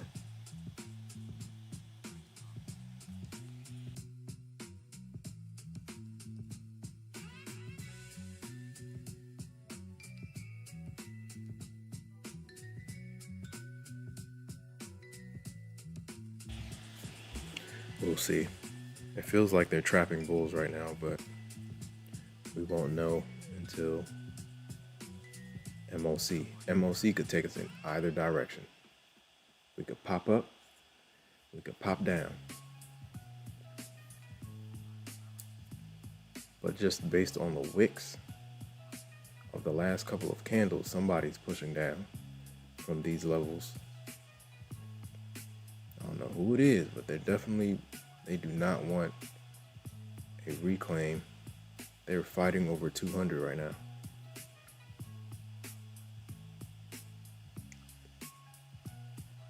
So we'll see what happens. Shout out to K the Noob in the building. Kamal Dorsey in the building. Now, if we break this trend line going up, no telling into the close. Got 4-hour FEG support at like 120s in the 120s. So we'll see. Right now they are definitely trying to push down from this trend line from earlier. We'll see what happens though. Earnings could pop us back up, so we gotta wait for the numbers. It's a waiting game right now. Now, after earnings, what happens overnight? We'll see what happens. Shout out to K the Noob in the building. Shout out to everybody in the chat.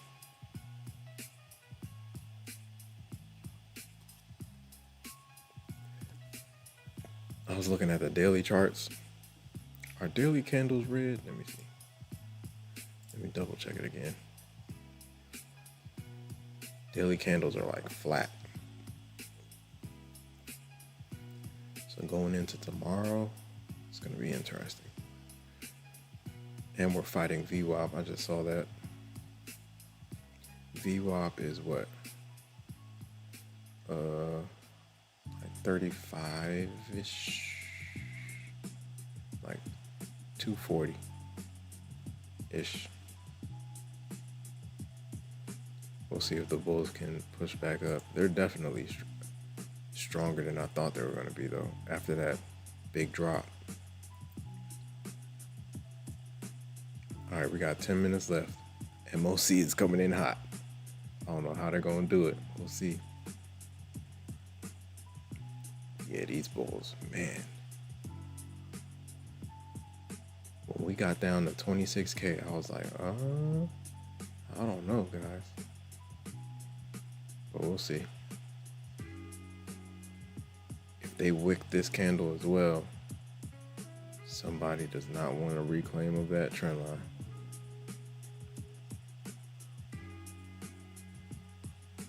One more minute, 30 seconds until MOC. I don't know where this thing's gonna go. We could go 50 up, we could go 50 down.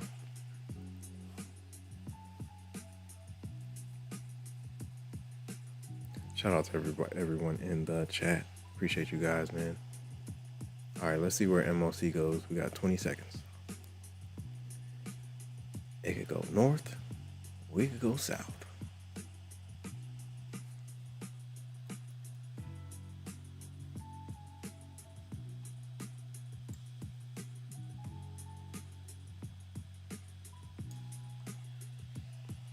Ooh, there it goes. We're north so far. We'll see what happens. Does it hold? We're back to the trend line, guys. Nice push.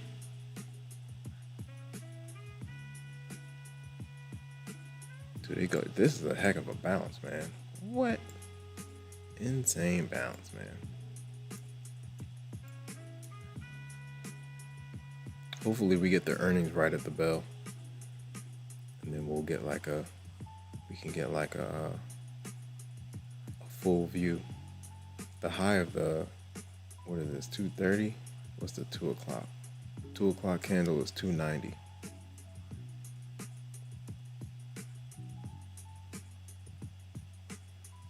Crazy pop.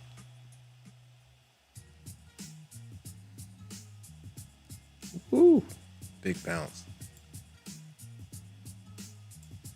Heck of a bounce, man. You gotta give it to him.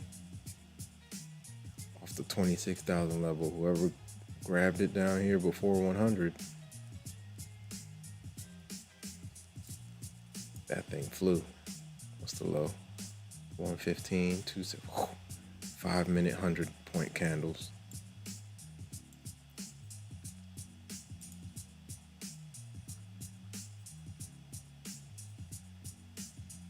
Kent 1444 said full port MOC, let's go.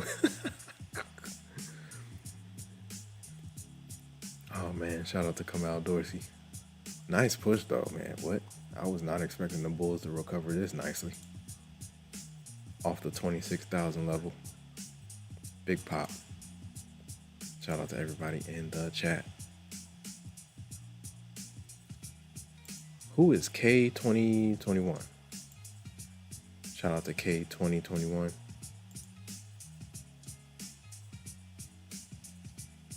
Shout out to everybody in the chat.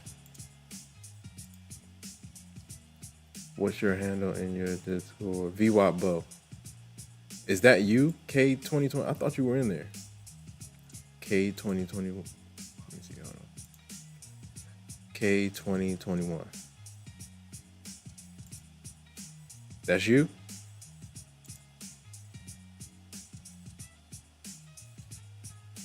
Shout out to Kamal Dorsey in the building.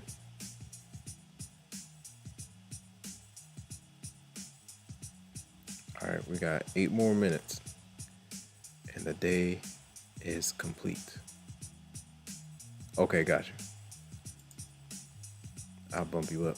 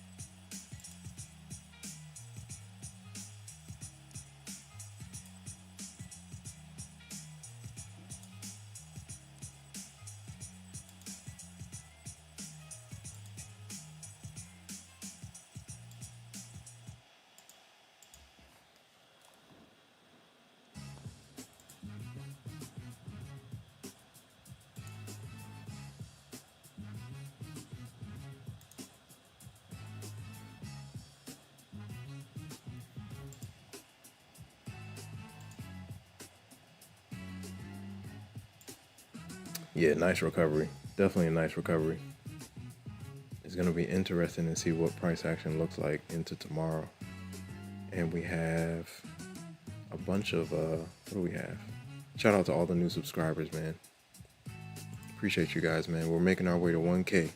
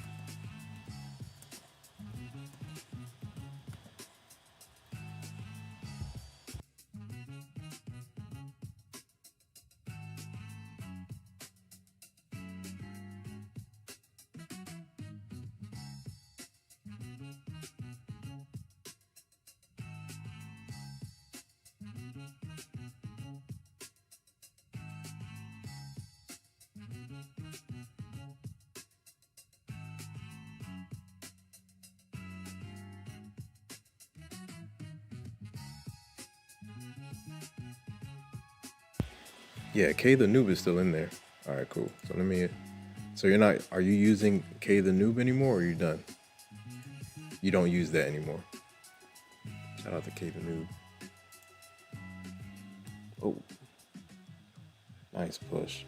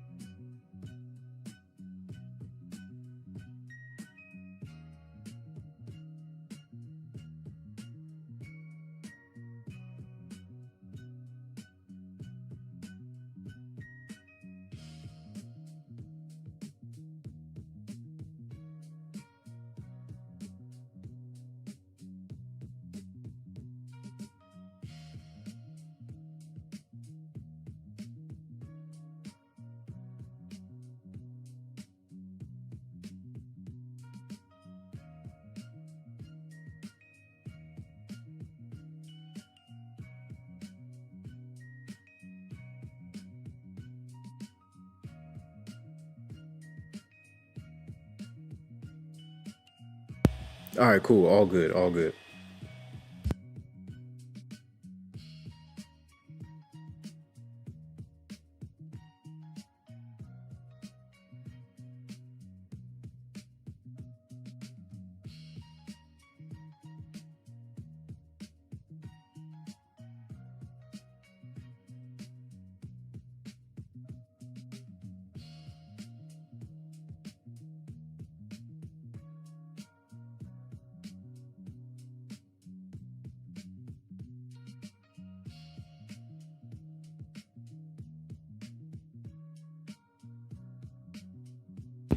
All right, guys, the bell is coming in hot.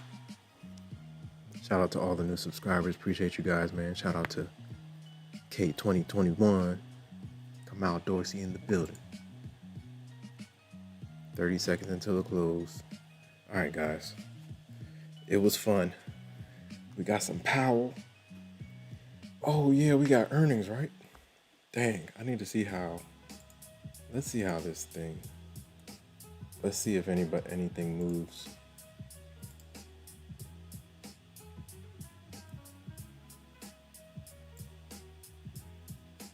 All right, let's see. Here we go. That's the bell. Let's see if we get anything right away. We got Google earnings, Meta earnings, Microsoft earnings. They might not be right away. I'll give it a couple of minutes. Ooh, we're getting a push already. Wow, 300 reclaim. This is crazy. They are holding the bulls are holding the line. Better than I thought they were going to. We'll see if this is real though. Do we sweep all-time highs and hold? No, do we run all-time highs and hold, or do we sweep and fall apart? That will be the question. What's our high? 320-ish? Ooh, something's happening. We just swept all-time highs, fresh all-time highs for NQ. Let me see. Who went up? Did anybody go up? I see Google moving. Google is moving. Microsoft looks like it's going to the upside. Let's see. 43. Ooh. Google's moving. Microsoft is moving. They're all like feeding off of each other.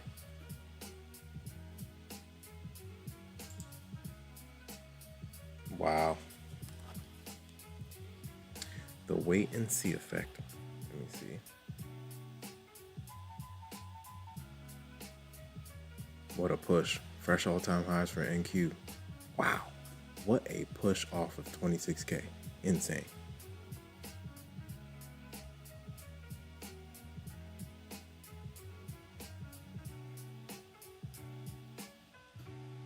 Ooh. They are piercing to the upside. Wow. Yo, Google is to the north side, man. Google is not playing any games. 400 coming in hot? Wow. Google is at 284. This might be all-time highs. I need to go look at the monthly chart. What a push.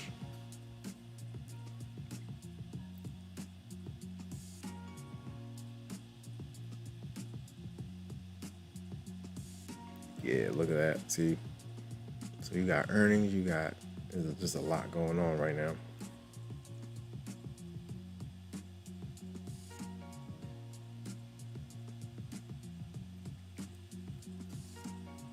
Wow.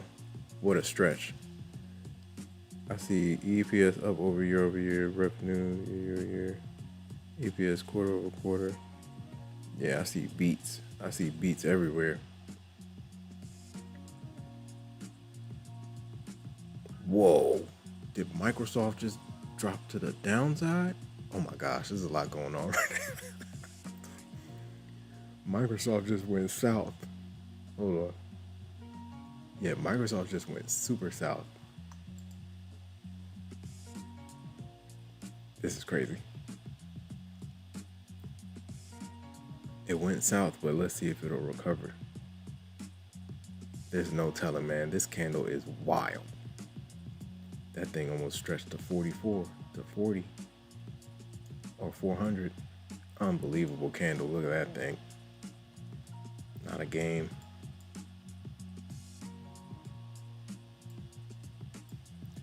Trend line support is in like the low 200s. Old trend line is like at 255.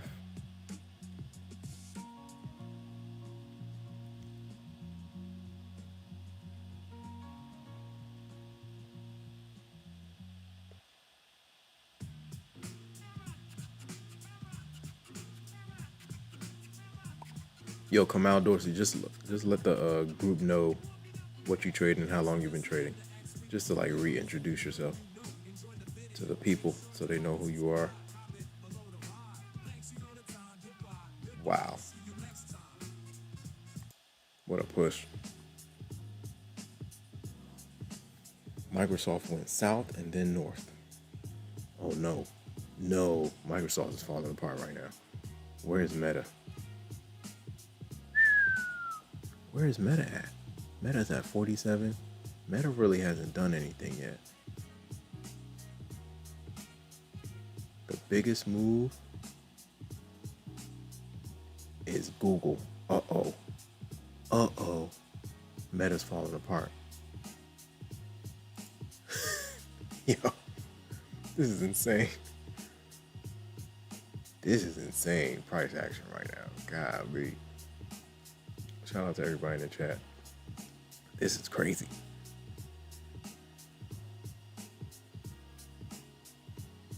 Yeah, they could pull the plug. Meta is to the downside right now. Google is nice pop for Google.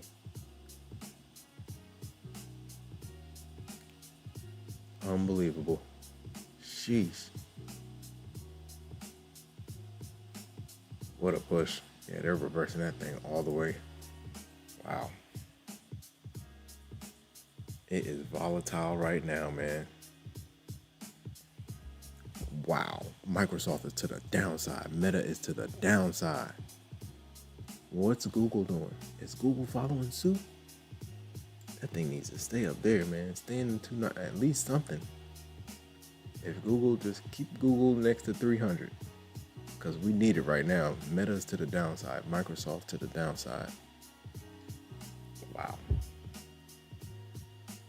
This is some crazy price action, guys. And by the size of that wick, they could go for day lows right here. Oh boy. The wick is like 100 points long.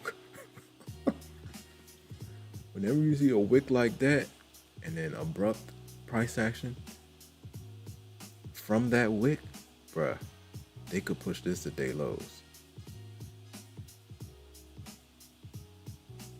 We're back to 1 hour FEG right here. Can they push through? Sheesh. Trend line is cracking, guys. If they get through this level, look out below, because this is 200 as well. Unbelievable.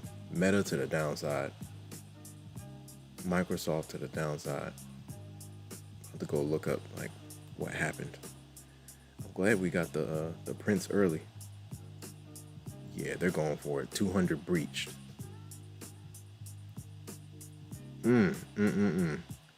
Kamal Dorsey, this is what I was talking about. When you got like so much going on, you kind of gotta like play small or leave it alone until the dust settles. Meta miss on EPS, beat on revenue. Wow.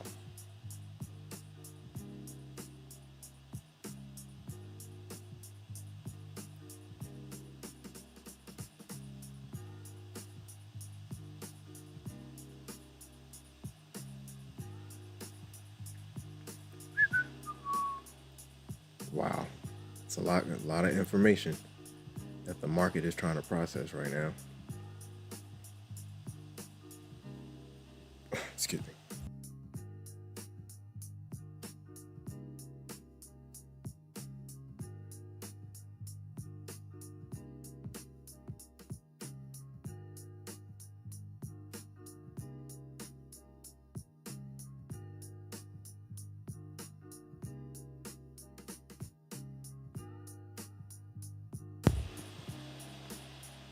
$200 is holding again.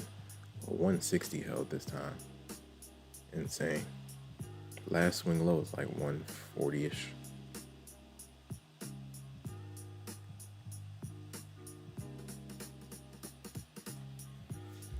Unbelievable, man. Look at this. Wild price action.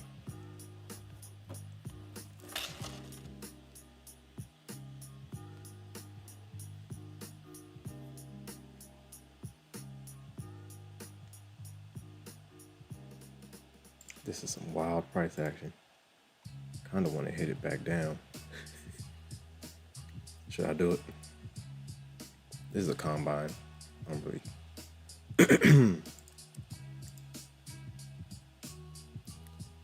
fresh 5 right here. Do they go for the break? 200 key level, man. It seems like they're holding it.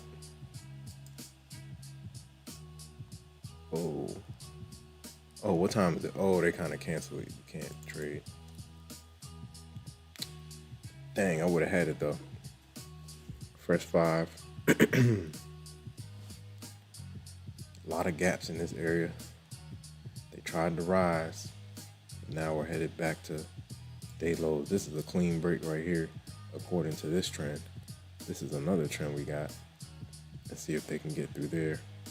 160 key level. We got below that, we got space down. Big drop. I forgot Topstep cut you off at 10. Wild moves, man. Shout out to everybody in the chat.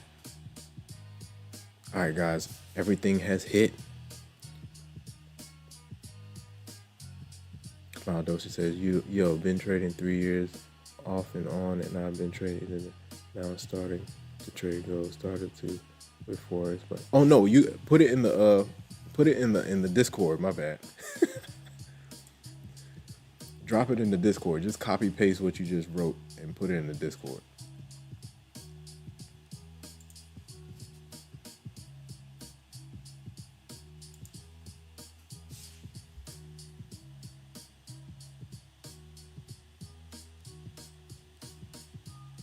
Shout out to Kamau Dorsey. Yeah, just copy paste what you just typed and put it in the Discord. Shout out to K the Noob.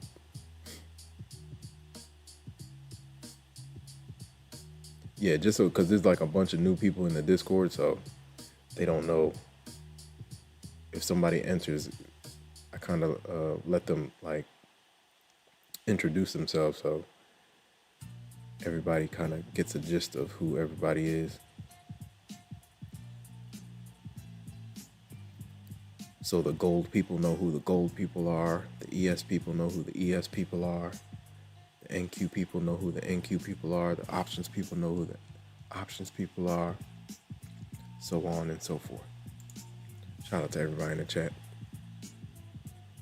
We had 60% pullback on the poll and 40% continuation. We got a little bit of both. We got a little bit of both off of Powell's remarks. I think we're good. Everything has been dropped. All the earnings have been dropped. Insane, man. What a week. Google is pulling back. Meta to the downside. Microsoft to the downside. Wow. I think Microsoft even beat too. They're just to the downside. We got to go and investigate why they're tanking. They're like 20 points from the close. Meta is 50 points from the close. And Google is like 10 points up from the close. But Meta is 50 points down from the close. Microsoft is 20 points down from the close. Big moves out here, man. Big moves. Shout out to everybody in the chat.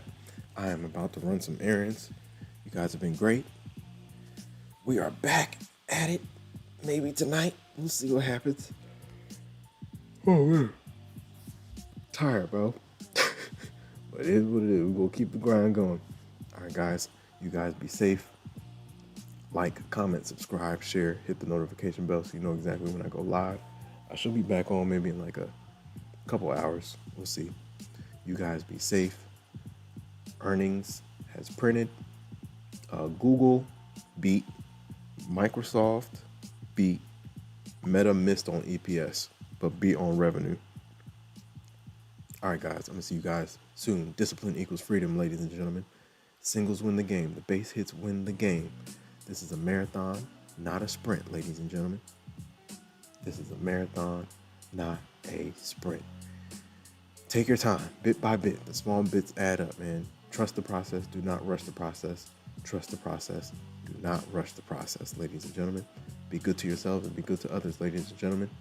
Be good to yourselves and be good to others. Shout out to all the new subscribers. We are headed to 1K, ladies and gentlemen. Let's keep on going. You guys be safe. I'll be back on tonight. Peace.